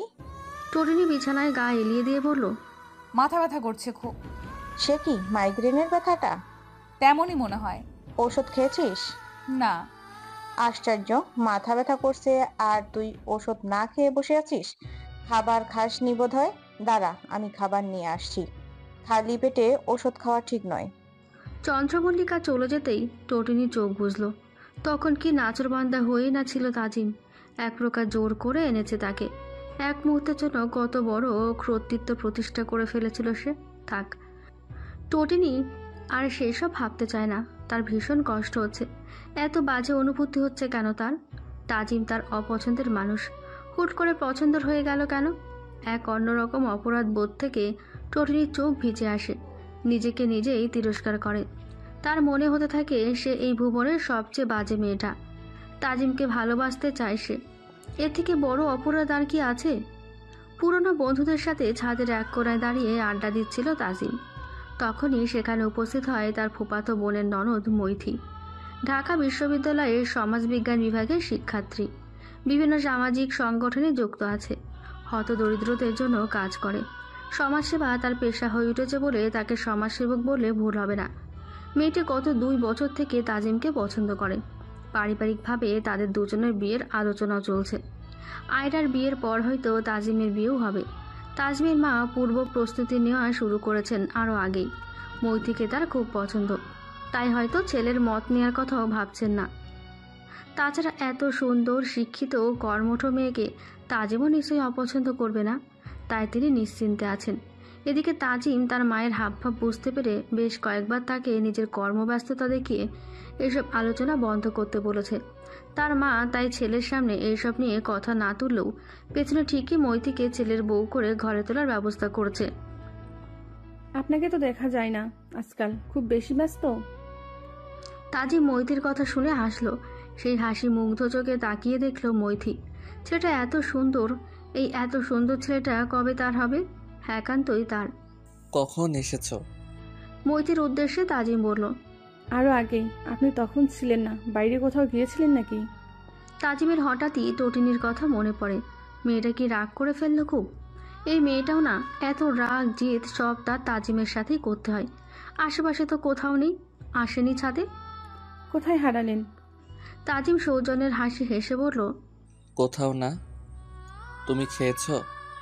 ডাকছে বোধহয় খাবার খাওয়ার জন্য। না খেলে চলো। একসাথে খেতে বসলে যাব। আচ্ছা চলো। ভোর রাতে টটিনির ঘুম ভাঙলে ওয়াশরুম হয়ে আসে সে। পুনরায় বিছানায় শুয়ে পড়তেই দরজার বাইরে ফিসফিস করে কারো কথা বলার শব্দ শুনতে পেল। কান খাড়া করতেই বুঝতে পারে একজন পুরুষ আর একজন নারী কথা বলছে। নারী কণ্ঠটা না চিনলেও সে পুরুষ গলাটা চিনতে পারে। তাজিম এত রাতে কার সাথে কথা বলছে? কৌতূহল জাগে টটিনির মনে। পাশে ঘুমিয়ে থাকা চন্দ্রমল্লিকাকে এক পলক পরক করে নিয়ে সে বিছানা ছাড়ে। গুটিসুটি পায়ে এগিয়ে যায় দরজার কাছে। শুনতে পায় মেয়েটা বলছে, বিয়েটাই ডিসেম্বরেই হচ্ছে তবে। নট শিওর, তবে মা তো পারে না এখনই তোমাকে ছেলের বউ করে আনে। নারী কণ্ঠের প্রাণোচ্ছল হাসির শব্দ হলো। মন ভরে হাসছে মেয়েটা। টটিনির হুট করে মনটা খারাপ হয়ে গেল। বিশ্রী এক অনুভূতি হতে লাগলো তার। মেয়েটি কে তা জানার জন্য মনটা আকুপাকু করতে লাগলো তার। হিল জুতোর খটখট শব্দ শুনে সে বুঝতে পারল তারা প্রস্থান করছে। কি মনে করে আলতোভাবে দরজাটা খুলে সে সামনে তাকালো। একটা মেয়ে হেঁটে যাচ্ছে, তবে তাজিম নেই পাশে। সে কোথায় গেল? কি ব্যাপার, ঘুমাওনি? টটিনি কেঁপে উঠল। পেছন ফিরে দেখলো দেওয়ালে হেলান দিয়ে তাজিম দাঁড়িয়ে আছে। দাঁড়িয়ে থাকার ভঙ্গিটাও তার অসম্ভব সুন্দর এবং আকর্ষণীয়। এখনো পাঞ্জাবি ছাড়েনি গা থেকে, শুধু হাতাটা গুটিয়ে রেখেছে। তাতে নিঃসন্দেহে তাকে সুদর্শনী লাগছে। টটিনি যে তাকে এত গভীরভাবে পর্যবেক্ষণ করছে তা তাজিম বুঝতে পারে। বুঝতে পেরে ঠোঁট টিপে হাসে। চোখের ইশারায় কিছু বলে টটিনিকে। টটিনি লজ্জা পায় তাতে, আর একবারও তাজিমের দিকে না তাকিয়ে রুমে ঢুকে দরজা লাগিয়ে দেয়। ভেতরে এলে রুমে থাকা আয়নায় চোখ পড়ে তার। সেদিকে তাকিয়ে কিছু সময় সে কিং কর্তব্যবিমূঢ় হয়ে দাঁড়িয়ে থাকে। অতঃপর বিছানায় বালিশের দিকে তাকায়। দোপাট্টা নামক বস্তুটা অবহেলায় তার নিচে পড়ে আছে। আজ সকালে টটিনির একটু দেরি করেই ঘুম ভাঙে। ঘুম ভাঙতে সে ভীষণ অবাক হয়। তার বিছানায় একটা রূপবতী মেয়ে বসে আছে। টটিনিকে জাগতে দেখেই হাসল। কি ব্যাপার, বিয়ে বাড়িতে কেউ এতক্ষণ ঘুমায়? অপরিচিতা মেয়েটির এমন কথা টটিনির হজম হলো না। বলা চলে কিছুটা বিরক্ত হয় সে। মেয়েটি নিজের মতোই বলতে লাগলো, আমি মৈথি, আয়রার ভাবি। টটিনি চমকে উঠল। আয়রার ভাবি মানে? রোহান তো সবে টেনে পড়ে। এই বয়সে এত বড় মেয়েকে সে বিয়ে করলো কখন? কি আবল তাবল বলছে মেয়েটা। মৈথি হেসে উঠল টটিনির ভাবুক মুখ দেখে, বলল, তুমি পিচ্চি রোহানের কথা ভাবছো? আরে ধুর, ও তো আমার ছোট দেবর। আমি ওর বড় ভাইয়ের কথা বলছি। তাজিমকে চেনো? ওর বউ। টটিনি পাথরের মতো জমে গেল। তাজিম বিবাহিত? কই, সে তো জানে না। অবশ্য এতগুলো বছর কোনো যোগাযোগ ছিল না। তাছাড়া বিয়ের বয়স তাজিমের আরও আগেই হয়েছে। টটিনি আর ভাবতে পারছে না, মাথা ধরেছে তার। আচ্ছা, মেয়েটা মস্করা করছে না তো? মৈথি আপু দুষ্টুমি করছে রে। ওদের বিয়েটা এখনো হয়নি, আমার জন্য আটকে আছে। আমারটা শেষ হতেই ওদেরটা হবে। আয়রার কথা শুনে টটিনির মনে আরও বেশি দুঃখ জাগে। মৈথি মেয়েটা খিলখিল করে হাসছে। টটিনি বুঝতে পারছে না এত খারাপ লাগছে কেন তার। এটা কেমন অদ্ভুত না? নিজেকে আড়াল করতেই সে বলে উঠল, ও আচ্ছা, আমি ফ্রেশ হয়ে আসছি। জলদি যা, তুই এত লেট সব কিছুতে। টটিনি হাসলো।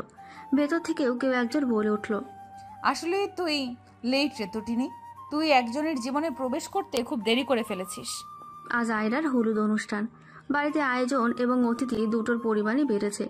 সবার সকালে নাস্তা খাওয়া হলেও টটিনির বাকি ছিল। একা টেবিলে বসে খেতে তার ইচ্ছে করছিল না। চন্দ্রমল্লিকা তাই তাকে ডেকে নিয়ে হলরুমের সাথে লাগোয়া খোলা বারান্দায় নিয়ে বসালো। সেখানে সব ভাই বোন মিলে আড্ডা দিচ্ছিল। টটিনিকে খাবার প্লেট হাতে দেখে মোর্শেদ চোখ মুখ কুঁচকে ফেলল। এই টিনি, বাড়িতে যেমন অনিয়ম করতি এখানেও তেমন শুরু করেছিস? আঙ্কেল জ্ঞান নেই তোর? এই সময় কেউ সকালের খাবার খায়? টটিনি ধমক খেয়ে চুপচাপ বসে থাকলো। পরোটা ছিঁড়ে মুখে দেওয়া হলো না আর তার।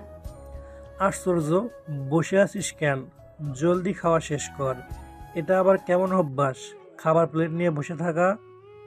টটিনি খাওয়া শুরু করলো। ধুর, কোথাও যেন তাল কেটে গেছে, সুর হারিয়ে গেছে। কিছুই ভালো লাগে না তার। ইচ্ছে করে গলা ছেড়ে কাঁদতে। উফ, এত দুঃখ হচ্ছে কেন তার? সে আর চোখে পাশে তাকালো। তাজিম আর মৈথি পাশাপাশি বসে আছে, আর কি নিয়ে খুব হাসছে। একটু দূরে থাকায় হাসির কারণটা জানতে পারলো না সে। অবশ্য জানতে চায়ও না। একটা পরোটা কোনো মতে গিলে সে উঠে পড়ল। চলে আসতে নিলে শুনতে পাই, এই বুচি, কোথায় যাও? বুচি? আবার বুচি? ভরা মজলিসে হাসির রোল পড়ে গেল। সবাই টটিনিকে নিয়ে হাসতে লাগলো। কতদিন পর তাকে তাজিম বুচি বলে ডাকলো। হাসবে না সবাই? টটিনির এত কষ্ট হলো। ছিছি, যে মানুষ তাকে ভরা মজলিসে অপমান করে সে কিনা তাকে এইভাবে গুরুত্ব দিচ্ছে। টটিনি নিজেকে ধিক্কার জানায়। অভাব পড়েছিল, পুরুষ মানুষের অভাব পড়েছিল। এই অশুভটাকে কেন মন টানলো? হাই, কি লজ্জা, কি লজ্জা। মৈথি উঠে এলো, টটিনিকে বলল, বাহ, তোমার সব নামই তো ভারী সুন্দর, টটিনি আর বুচি। রাগ সামলাতে পারল না টটিনি, শক্ত গলায় জবাব দিল, আমার নাম টটিনি। এসব বিশ্রী লোকেদের দেওয়া বিশ্রী নাম আমার হতে যাবে কেন? থমথমে একটা পরিবেশ তৈরি করে সেখান থেকে চলে আসার পর টটিনির মনে হলো বেশ ভালো কাজ করেছে সে। হালকা লাগছে। নেই তার মানে কোনো অনুভূতি নেই তার তাজিমের প্রতি। আহ, কি শান্তি। রাত 8টা বাজে তখন। এলোমেলোভাবে শাড়ি পরে টটিনি আয়রার রুমের বিছানায় বসে আছে। রুমটা খালি। টটিনি সবার উপরে রাগ করে পার্লারে সাজতে যায়নি। সবাই গিয়েছে, শুধু সে বাকি রয়ে গেছে। শাড়ি টটিনি ভালোই পরতে পারে, কিন্তু আজ কেন যেন পারছে না। বারবার সব তালগোল পেঁচিয়ে যাচ্ছে। রাগে তাই কোনো মতে শাড়ি পেঁচিয়ে বসে আছে। হাতে মোবাইল ফোন নিয়ে বসে আছে। মেজো আপাকে কল দিবে ভাবছে, কিন্তু সংকোচ হচ্ছে। তখন তো ওর সাথে গেল না, এখন সমস্যার কথা বলা ঠিক হবে? টটিনির ভাবনার মাঝেই খট করে রুমের দরজা খুলে কেউ একজন প্রবেশ করলো। বাইরের আলোর প্রতিফলনে একটু পুরুষের ছোঁয়া পড়তেই কেঁপে উঠল টটিনি। তাজিমকে দেখে যেন সেই কাঁপাকাঁপি আরও বাড়ল। তাজিম অবশ্য ফিরেও তাকায় না টটিনির দিকে। তার চোখ মুখ গম্ভীর। আয়রার বিছানার ওপর কিছু প্যাকেট পড়েছিল, সেসব নিয়ে চলে যাচ্ছিল। তার এমন ব্যবহার টটিনির একটুও পছন্দ হলো না। বিড়বিড় করে বলল, অসভ্য একটা। বিড়বিড় করে বললেও বোধহয় একটু জোরেই বলে ফেলে সে কথাটা, কেননা তাজিম শুনতে পায়। আর তাতেই দাঁড়িয়ে পড়ে। পেছন থেকে টটিনির দিকে তাকালো। টটিনির মনে ভয় ঢুকে গেল তাতে। পেটে চিনচিনে একটা ব্যথা হতে লাগলো। তাজিমকে এগিয়ে আসতে দেখে তড়িঘড়ি করে বসা থেকে উঠে দাঁড়ালো। এলোমেলো শাড়ি তার খসে পড়ে যাচ্ছিল। সেটা 2 হাতে আগলে ধরে তাজিম একদম কাছাকাছি এসে বলে, কি বলেছিলে? অসভ্য। টটিনি কি বলবে বুঝতে পারছিল না। আসলে এত কিছু ভেবে কথাটা বলেনি। তাজিমকে রেগে যেতে দেখে তার হাত পা ঠান্ডা হয়ে পড়েছে। তাজিম হাতের প্যাকেটগুলো বিছানায় রাখলো। টটিনির হাত ধরে হ্যাঁচকা টানে তাকে নিজের বুকে এনে ফেলল। তার পরের ঘটনাটা আকস্মিক ঘটে যায়। যাওয়ার আগে তাজিম টটিনিকে বলে যায়, এবার যত খুশি অসভ্য বলো, আই ডোন্ট মাইন্ড। তাজিম চলে যেতেই টটিনি কেঁদে ফেলল। যেন তেন ভাবে নয়, একেবারে বিছানায় গড়াগড়ি দিয়ে কাঁদল।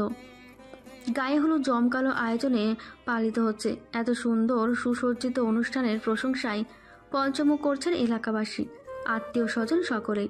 আয়রার বাবা চাচারা তাতে তৃপ্ত এবং একই সাথে সন্তুষ্টি তাজিমের ওপর। ছেলেটাই তো দায়িত্ব নিয়ে সবটা করেছে। হলুদ পর্ব শেষ হতে চলেছে, অথচ টটিনি তখনও আয়রাকে হলুদ ছোঁয়াতে আসেনি দেখে চন্দ্রমল্লিকা গিয়ে তাকে নিয়ে আসে। হলুদ ছুঁয়ে টটিনি বাধ্য হয়ে একপাশে একটা টেবিলে গিয়ে চেয়ার টেনে বসে। তখন গান বাজনা শুরু হয়ে গেছে। কেউ নাচছে না, এমনিতেই গান বাজছে। আপাতত তেমন কেউ ছাদে নেই। অধিকাংশ মানুষ খাবার খাওয়ার জন্য নিচে গার্ডেনের দিকে চলে গেছে। আয়রা স্টেজে আসে, তার ফটো সেশন চলছে। সাথে তার ফুফাতো বোনগুলোই আছে। একপাশে মৈথিকেও দেখা যাচ্ছে। আয়রা রাগ করবে দেখে সে বসে আছে, নয়তো চলে যেত। ভালো লাগছে না তার। খোলা আকাশের দিকে তাকিয়ে এসে ভাবুক হয়ে পড়ে। কিছুক্ষণ পর তার সামনে কেউ একজন কোকের বোতল ধরতেই সে চমকে উঠল। তাজিম। সে উঠতে চাইলে পারে না, বরং তাজিম তার সামনে চেয়ার টেনে বসে আর বাম পা দিয়ে টটিনির বের হওয়ার পথও বন্ধ করে দেয়। ক্ষিপ্ত টটিনি অগ্নিদৃষ্টি নিক্ষেপ করলেও টলে না যুবক। ঠোঁটে তার দুষ্টু হাসি। উপায় না পেয়ে টটিনি আর নড়ল না, এমনকি কোনো কথাই বলল না, মুখ ফিরিয়ে নিল। কিছু সময় কেটে যাওয়ার পরও তাজিম সরে যাচ্ছে না দেখে সে পুনরায় তাকালো তাজিমের দিকে। তাজিম তার দিকেই তাকিয়ে আছে। টটিনি চোখের ইশারায় তাকে বোঝালো যে সে যেন সরে যায়। তাজিম যেন সেটা বুঝেও বুঝল না। নিচে আবার ইশারা করলো টটিনির ডান গালে, যেখানটা লাল হয়ে আছে। দেখে মনে হচ্ছে বেশ ঘষা মাজা করা হয়েছে এই জায়গাটায়। টটিনি হাত দিয়ে 2 গাল ঢেকে বসে রইল। আবার অশুভটা তাকে চুমু খাবে এই নিয়ে ভয় পায় সে। এক চুমুতেই তার যায় অবস্থা হয়েছে। আবার কিছু হলে সে তো চলেই যাবে। এতবার গাল ঘষে ধুয়েছে যে এখন চামড়া জ্বলছে তার। এই তোমরা দুজন কি করছো এখানে? মৈথি আসতেই তাজিম সরে বসলো। সুযোগ পেয়ে টটিনি উঠে দাঁড়ায় এবং আয়রার কাছে এগিয়ে যায়। মৈথির এই হুট করে চলে আসাটা তাজিমের পছন্দ হলো না। সেই সাথে টটিনি চলে যাওয়াতে তার রাগও হলো। মৈথি তাজিমের পাশে চেয়ার টেনে অবাক সুরে বলল, আশ্চর্য, মেয়েটা এভাবে চলে গেল কেন? কি কথা হচ্ছিল আপনাদের? তাজিমও কোনো জবাব না দিয়েই উঠে পড়ল। মৈথি পেছন থেকে ডাকলেও শুনল না যেন। এমন ভান করেই নিচে নেমে চলে গেল সোজা। আনমনেই কত কিছু ভেবে বসল মৈথি। দূরে আয়রার দিকে সরু দৃষ্টিতে কিছুক্ষণ তাকিয়ে রইল। দূরে আয়রার সাথে হাসি মুখ করে ছবি তুলতে থাকা টটিনির দিকে সরু দৃষ্টিতে কিছুক্ষণ তাকিয়ে রইল। ব্যাপারটা তার মোটেও ভালো লাগলো না। পরদিন তাজিমের সাথে টটিনির আর দেখা হলো না। সে যত সম্ভব নিজেকে আড়াল রেখেছে। আয়রার বিদায়ের পরপরই টটিনিরাও সপরিবারে নিজ বাড়ির দিকে রওনা হয়। টটিনি, চন্দ্রমল্লিকা আর মোর্শেদ তাদের বড় ফুপুকে নিয়ে এক গাড়িতে ছিল। কিছুটা যাওয়ার পর রাস্তার একপাশে গাড়িটা থামানো হয়। টটিনি ভ্রুকুচকে তাকিয়ে থাকে। হঠাৎ গাড়ি থামানোর কারণটা তার বোধগম্য হলো না। একটু পরেই আরেকটা গাড়ি সামনে থেকে আসতেই দেখা গেল মোর্শেদ গাড়ি থেকে নেমে সেই গাড়ির দিকে এগিয়ে যায়। টটিনি কাঁচ নামিয়ে মাথা বের করে দেখল ওই গাড়ি থেকে তাজিমকে বের হতে। টটিনিকে দেখে তাজিম হাসল। টটিনি দ্রুত মাথা ভেতরে নিয়ে চুপচাপ বসে রইল। একটু পর তাজিম তার জানলার পাশেই এসে দাঁড়ালো। চন্দ্রমল্লিকা আর বড় ফুপুর সাথে কথা বলল, তাদের বিদায় জানালো। টটিনির সাথে কথা হলো না কোনো। মোর্শেদ টটিনিকে ধমকে উঠল, এই টিনি, বেয়াদবি করছিস কেন? সালাম দে জিমকে। তাজিম কথাটা শুনে তাকিয়ে রইল টটিনির দিকে। তার চোখটায় যেন কথা বলছে। দাও, সালাম দাও। টটিনি সালাম দিল। সুর করে সেই সালামের জবাব দিতে তাজিমও পড়ল না। তাজিমকে বিদায় দেওয়ার পর মোর্শেদ বলতে থাকে, কি ভালো একটা ছেলে দেখলি। ওদের বাড়ি থেকে আসার সময় আমাদের সাথে দেখা হলো না। ও বাহিরে ছিল বন্ধুদের সাথে। আমরা চলে যাচ্ছি শুনে বিদায় দেওয়ার জন্য কত দূর ছুটে এলো। আমাদের বিদায় দেওয়ার জন্য কত দূর থেকে ছুটে এলো। টিনি, তুই যে ওকে সম্মান দিস না, অথচ ও সবার আগে তোর খবর নেয়। ছোট বোনের মতো ভালোবাসে ও তোকে। আর তুই কিনা এত বাজে ব্যবহার করিস। তটিনী চুপ করে সবটা হজম করলো। ছোট বোনের মতো ভালোবাসে এই ছেলে, তার সাথে যা করেছে তা যদি সে একটু বলতে পারতো কাউকে, বললেও কি কেউ বিশ্বাস করবে? তাজিমকে কেউ অবিশ্বাস করে না, যা করা টটিনীকেই করবে। টটিনীর নানু হুট করে অসুস্থ হয়ে পড়াতে আয়রার বউ ভাতে টটিনীদের কারো যাওয়া হলো না। তারা সেদিন রাতে রাজশাহী তার নানুর বাড়িতে যায়। সেখানে গিয়ে দেখে নানুর অবস্থা কিছুটা ভালো আগের থেকে, কিন্তু তারপরও টটিনীর মায়ের মন মানছিল না দেখে তারা আর ফেরেনি। এক সপ্তাহের মতো সেখানে থাকে। চন্দ্রমল্লিকাও নানুর বাড়ির সকলের সাথে ভালো একটা সময় কাটায় অনেক বছর পরে। এর আগে এতদিন তার তেমন একটা থাকা হয়নি কোথাও। নানু বাড়ি থেকে ফেরার পর দিনগুলো টটিনীর খুব ব্যস্ততায় কাটে। পড়ালেখার চাপে তাজিমকে নিয়ে ভাবার সময়ও সে পায় না। 1.5 মাস তার পরীক্ষা থাকে। 1.5 মাস পর ছুটি পেতেই এক বিকেলে চন্দ্রমল্লিকা এসে জানালো বিবিকেও পার্টি দেবে। চেনা পরিচিত সবাইকে দাওয়াত করা হয়েছে। হুট করে এই আয়োজনটা হবে শুনে টটিনী চমকালেও অখুশি হয় না, তার কাছে ভালোই লাগে। সন্ধ্যার দিকে ছোট ফুপুরা যখন এলো তখনই তার বুক ধরফর করতে থাকে। ছোট ফুপুদের সাথে সবার আদরে তাজিমও এসেছে, মৈথিকে সাথে করে এনেছে। টটিনীর সব আনন্দ এক নিমেষে গায়েব হয়ে গেল। এই অসভ্য যে আসতে পারে তা তো সে ভুলেই বসেছিল। আয়রা এসেছে দেখে টটিনী রুমে দরজা দিয়ে থাকতে পারল না। তার সাথে এদিক ওদিক হাঁটাহাঁটি করছিল, গল্প করছিল। বাগানের একপাশে চন্দ্রমল্লিকা রান্নাবান্নার তদারকি করছে। বিবিকিউ পার্টিটা এখন শুধু আর বিবিকিউ পার্টি নেই, বাবা চাচারা কাচ্চি বিরিয়ানির ব্যবস্থা করে। তাদের সবার পরিকল্পনা কিছুটা নষ্ট করে দিচ্ছিল, কিন্তু এদিকে বিবিকিউ এর সব প্রস্তুতি নিয়ে ফেলায় সেটাও বাদ দিতে পারত না, তাই একপাশে সেটাও করা হচ্ছে। টটিনী বরাবরই এসব থেকে গা বাঁচিয়ে চলেও আজ পারল না। চন্দ্রমল্লিকা তাকে সেখানে দাঁড় করিয়ে ভেতরে একটা কাজে গেল। আয়রার স্বামীর কল আসায় সেও একপাশে গিয়ে দাঁড়ালো। টটিনী একাই তখন দাঁড়িয়েছিল। টটিনীর বুকে মৃদু ছন্দ। টটিনী কেঁপে উঠল, পেছন ফিরতে দেখলো তার চিরচেনা সেই অসভ্যকে। কি করছিলে? কথা না বলতে চাইলেও টটিনী বলে ফেলল, আপনার মাথা। আমার মাথা? আমার মাথা দিয়ে কি করবে তুমি? উফ, আপনি এখানে কেন এসেছেন? এসেছি, রান্না কেমন হচ্ছে দেখছি। দেখা লাগবে না, খেতে পারলেই হলো তো, যান এখান থেকে। আশ্চর্য, কি খাবো তা আগে পরখ করে দেখবো না? টটিনী ভীষণ রেগে গেল, দাঁতে দাঁত চেপে পড়ল। আপনার কি মনে হয় আমরা আপনাকে উল্টোপাল্টা কিছু খাইয়ে দিব? তোমাকে তো বিশ্বাস নেই, বলা যায় না কোন শত্রুতা থেকে কি করে ফেলো। আচ্ছা বেশ, থাকুন আপনি এখানে, আমার কাজ কমেছে, আপনি থাকুন, আমি যাই। টটিনী চলে যেতে নিলেই তাজিম তার হাত ধরে তাকে আটকায়। এসব কোন ধরনের অসভ্যতা? বাড়াবাড়ি হচ্ছে কিন্তু, আমার এসব একদমই ভালো লাগে না, হাত ছাড়ুন। তাজিম হাত ছেড়ে দিল। টটিনী চলে গেল। তাজিমের মনে হলো হাতটা আবারও ধরতে, কিন্তু সেটা অনধিকার চর্চা হয়। আচ্ছা, অধিকার তৈরি করে নিলেই তো হয়, তাহলে এটুকু কি সে পারবে না? টটিনীর আজ সিটি ছিল। আগের দিন সারা রাত জেগে ধুমধাম পড়েছে সে। এতদিনের পড়া এক রাতে পড়তে গিয়ে মাথা গরমও করে ফেলেছিল। সব রকম প্রস্তুতি নিয়ে এসে দেখলো সিটি আজ হচ্ছে না, স্যার আসেননি। নিজের এক রাতের ভোগান্তির কথা ভেবে তার কষ্টে বুকটা ফেটে যাচ্ছে। ক্যাম্পাস থেকে তাড়াতাড়ি বের হয়েছে সে, বাড়ি গিয়ে আগে একটা ঘুম দেবে এই ভেবেই। কিন্তু পথে তার দেখা হয়ে গেল তাজিমের সাথে। সেই আয়রার বিয়ের সময় প্রথম সাক্ষাৎ যেমন ফর্মাল গেট আপে দেখেছিল, এখনও তেমনি ফর্মাল গেট আপে সে দাঁড়িয়ে আছে জারুল গাছের নিচে। সে একা নয় অবশ্য, সাথে তার বয়সী আরও 2 জন যুবক আছে। মনে হচ্ছে বন্ধু। দূর থেকেই বোঝা যাচ্ছে কোনো কিছু নিয়ে বেশ হাসি ঠাট্টা করছে তারা। টটিনী নিজের দিকে খেয়াল করলো, আজ এত বিশ্রীভাবে তৈরি হয়েছে সে। মুখে একটু ক্রিম পর্যন্ত দেয়নি, জামাটাও আয়রন করা ছিল না, চুলটা কোনো রকম বাঁধা। তার ভীষণ অস্বস্তি লাগলো এই ভেবে যে তাজিম তাকে এইভাবে দেখে ফেললে কি ভাববে। তৎক্ষণাৎ তার মস্তিষ্কে এই চিন্তারও উদয় হলো, তাজিমের ভাবাভাবি দিয়ে তার কি কাজ? আশ্চর্য, তার মাথায় এমন একটা চিন্তা এলোই বা কেন? টটিনী আপন মনে হাঁটতে লাগলো। কোথায় কি আছে না আছে এত কিছুর ভাবনায় আর মন দিল না। একটু হাঁটার পরই পেছন থেকে ডাক এলো। টটিনী শুনেও না শোনার ভান করে হাঁটতে লাগলো। তার হাঁটার গতি মোটামুটি কমই ছিল। তাজিম একটু দ্রুত হেঁটেই তাকে ধরতে পারল। এই মেয়ে, ডাকছি শুনছো না? টটিনী পাশ ফিরে তাকালো তাজিমের মুখের দিকে। বাহ, লোকটার মুখ বেশ উজ্জ্বল দেখাচ্ছে, খোশ মেজাজেও আছে বোধহয়।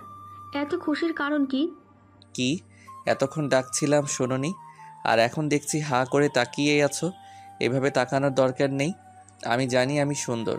তুমি রাস্তায় খেয়াল করো, অ্যাক্সিডেন্ট হতে পারে। টোটিনি ভীষণ লজ্জা পেল। সে তাজিমকে সম্পূর্ণ অবজ্ঞা করে নিজের মতো চলতে লাগলো। তাজিমও পাশাপাশি হাঁটছে। টোটিনি বিরক্ত হয়ে বলল, কি সমস্যা? আপনি আমার পেছন পেছন কেন আসছেন? আমি তো হাঁটছি, রাস্তায় হাঁটছি। তোমার সামনে আর পেছনে কি? আমি আমার মতো হাঁটছি। টোটিনি দাঁড়িয়ে পড়ল। একটা রিক্সা যাচ্ছে, সে ডাক দিল। তাজিম তাড়াতাড়ি করে টোটিনিকে টেনে নিয়ে একটু সামনে গিয়ে একটা গাড়ির দরজা খুলে টোটিনিকে বলল, চলো, আমি পৌঁছে দিচ্ছি তোমায়। টোটিনি হাত ছাড়িয়ে নিয়ে ক্ষিপ্ত গলায় বলল, আগেও একবার বারণ করেছি, এসব আমার পছন্দ না। আপনার সমস্যা কি? আমি আপনার সাথে সত্যি তর্কে যেতে চাই না। যেও না, গাড়িতে ওঠো। উঠবো না। হুকুম করছেন? না, চাইলে করতেও পারি। আপনার হুকুম আমি মানলেই তো। এত রাগ করছো কেন? আমরা নর্মালি কথা বলতে পারি।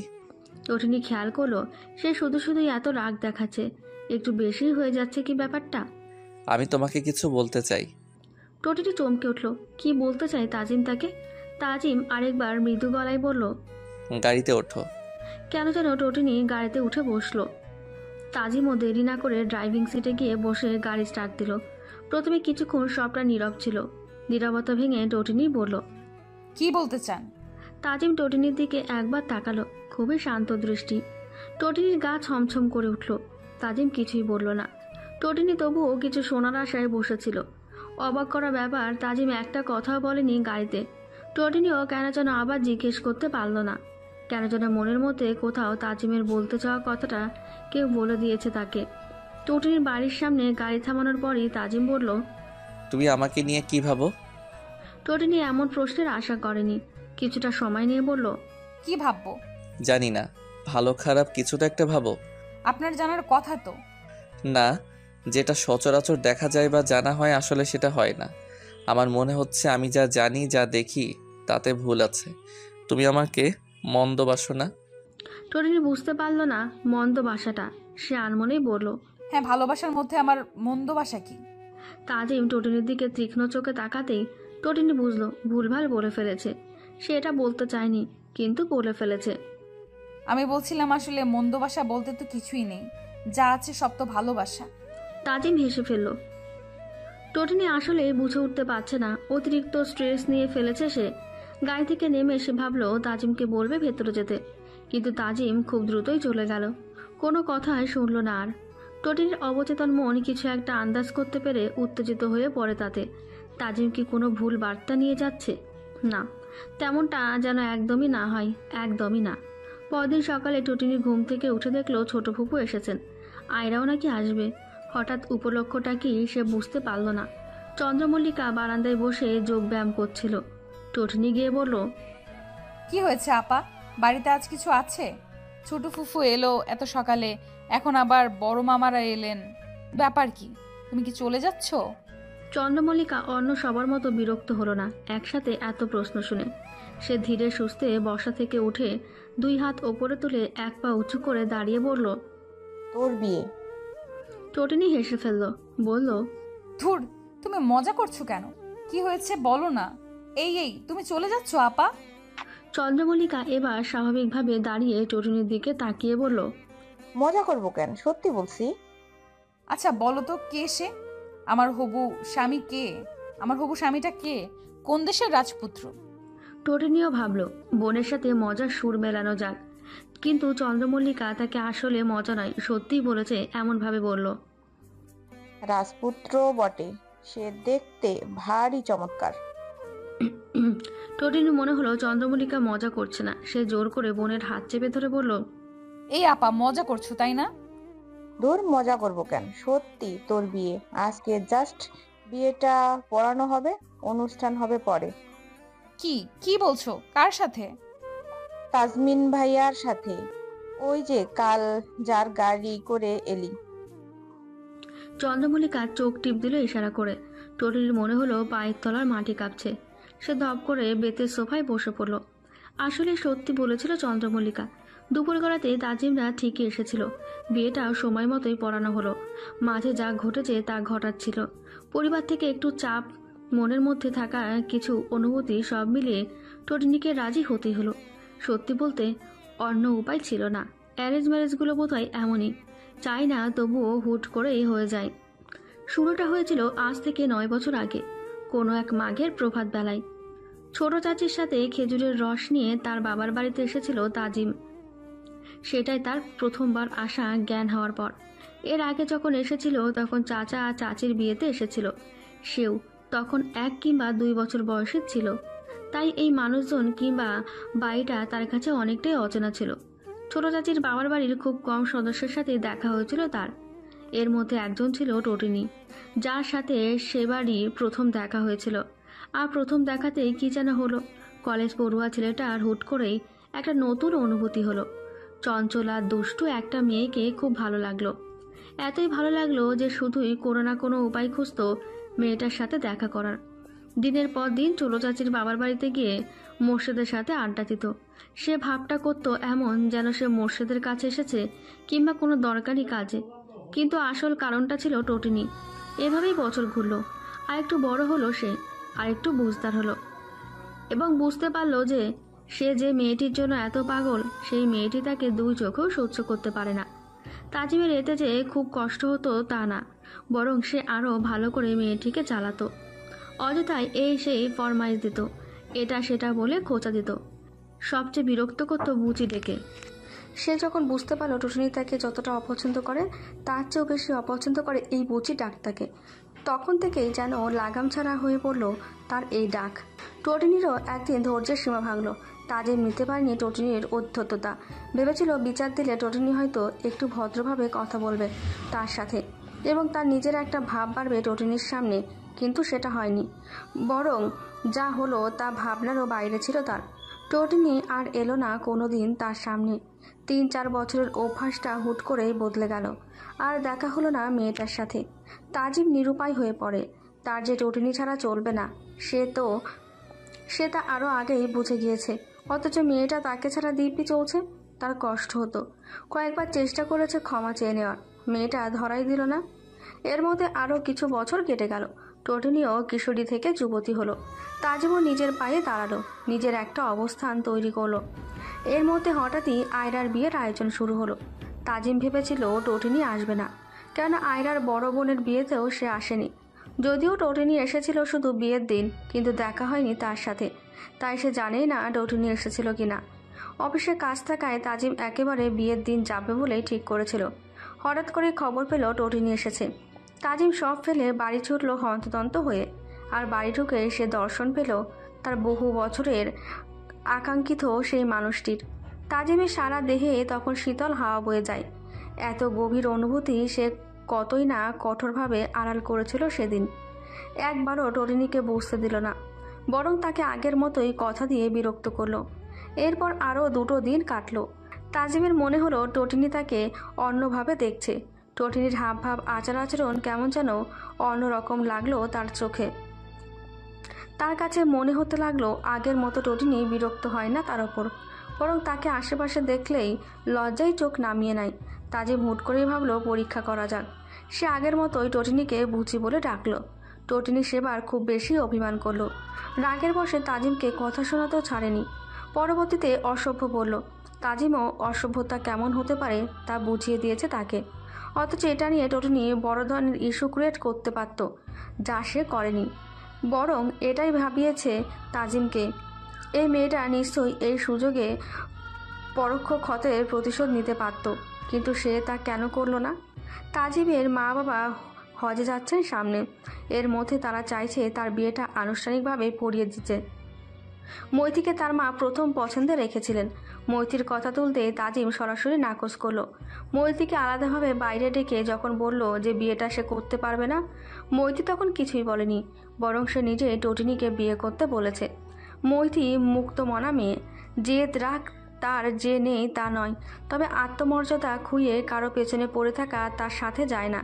সে খুব সূক্ষ্মভাবে তাজিমকে বুঝিয়ে দিয়েছে তার তাজিম না হলেও চলবে, বরং তার এমন কাউকে দরকার যে তাকে ভালোবাসবে। জোর করে আর সব হলেও ভালোবাসা তো হয় না। অতঃপর তাজিম তার বাবা মাকে জানায় সে টটিনিকে পছন্দ করে, বিয়ে করতে চায়। এতে আপত্তি করার তেমন কিছুই ছিল না। কেননা বংশ মেয়ে দুটোই কোনো দিকে খারাপ নয়। তারা মেনে নিলেন। তবে টটিনির বাড়ির দিক থেকে এটা প্রথমে মানেনি। চন্দ্রমল্লিকার আগে টটিনির বিয়ের কথা তারা ভাবছেন না, কিন্তু সময় ফুরিয়ে যাচ্ছে, হজের সময় হয়ে আসছে। তাজিমের বাবা মা আর 1 সপ্তাহ আছেন। এবার টটিনির ছোট ফুপু চেষ্টা চালান, ভাইদের বুঝিয়ে বলেন এটা পারিবারিকভাবে হয়ে যাক আপাতত, এতদিকে জানানোর দরকার নেই। অনুষ্ঠান 2 বছর পরে হলেও সমস্যা নেই।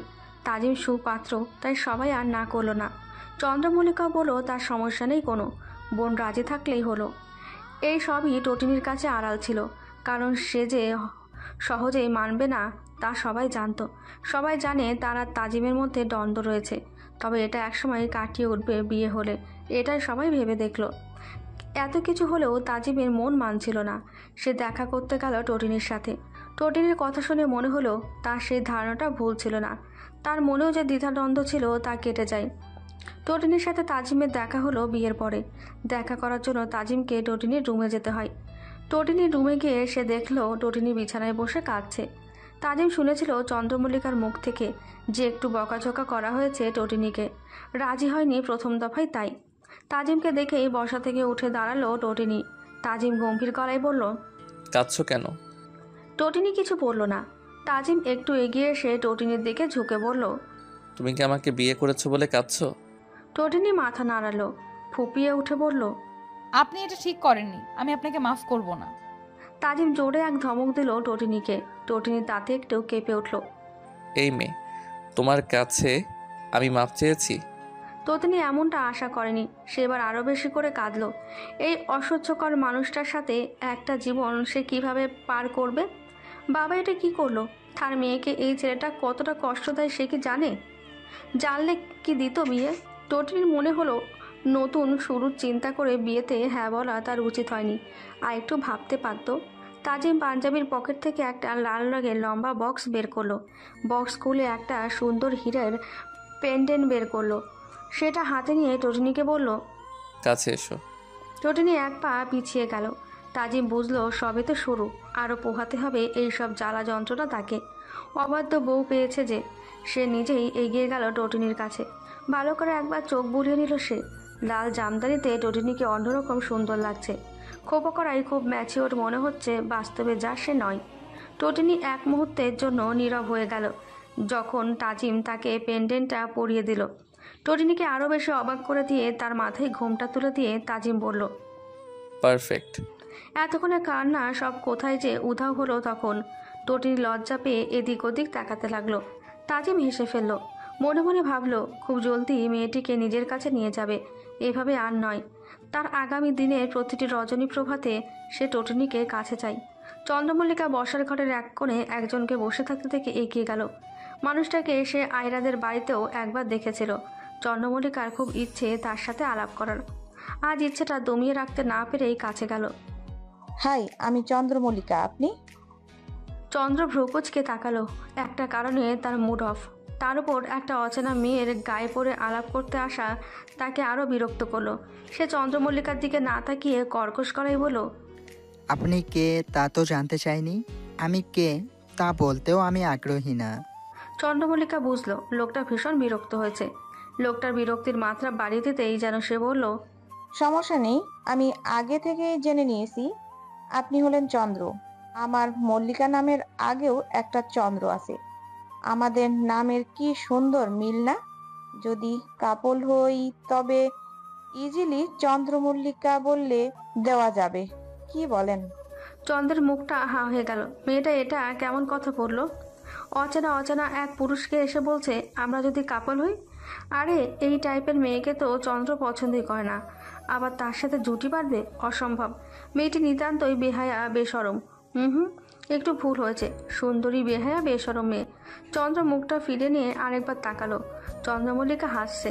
সে ভাবুক হয়ে পড়লো তাকে জোকার লাগছে কিনা এই ভেবে।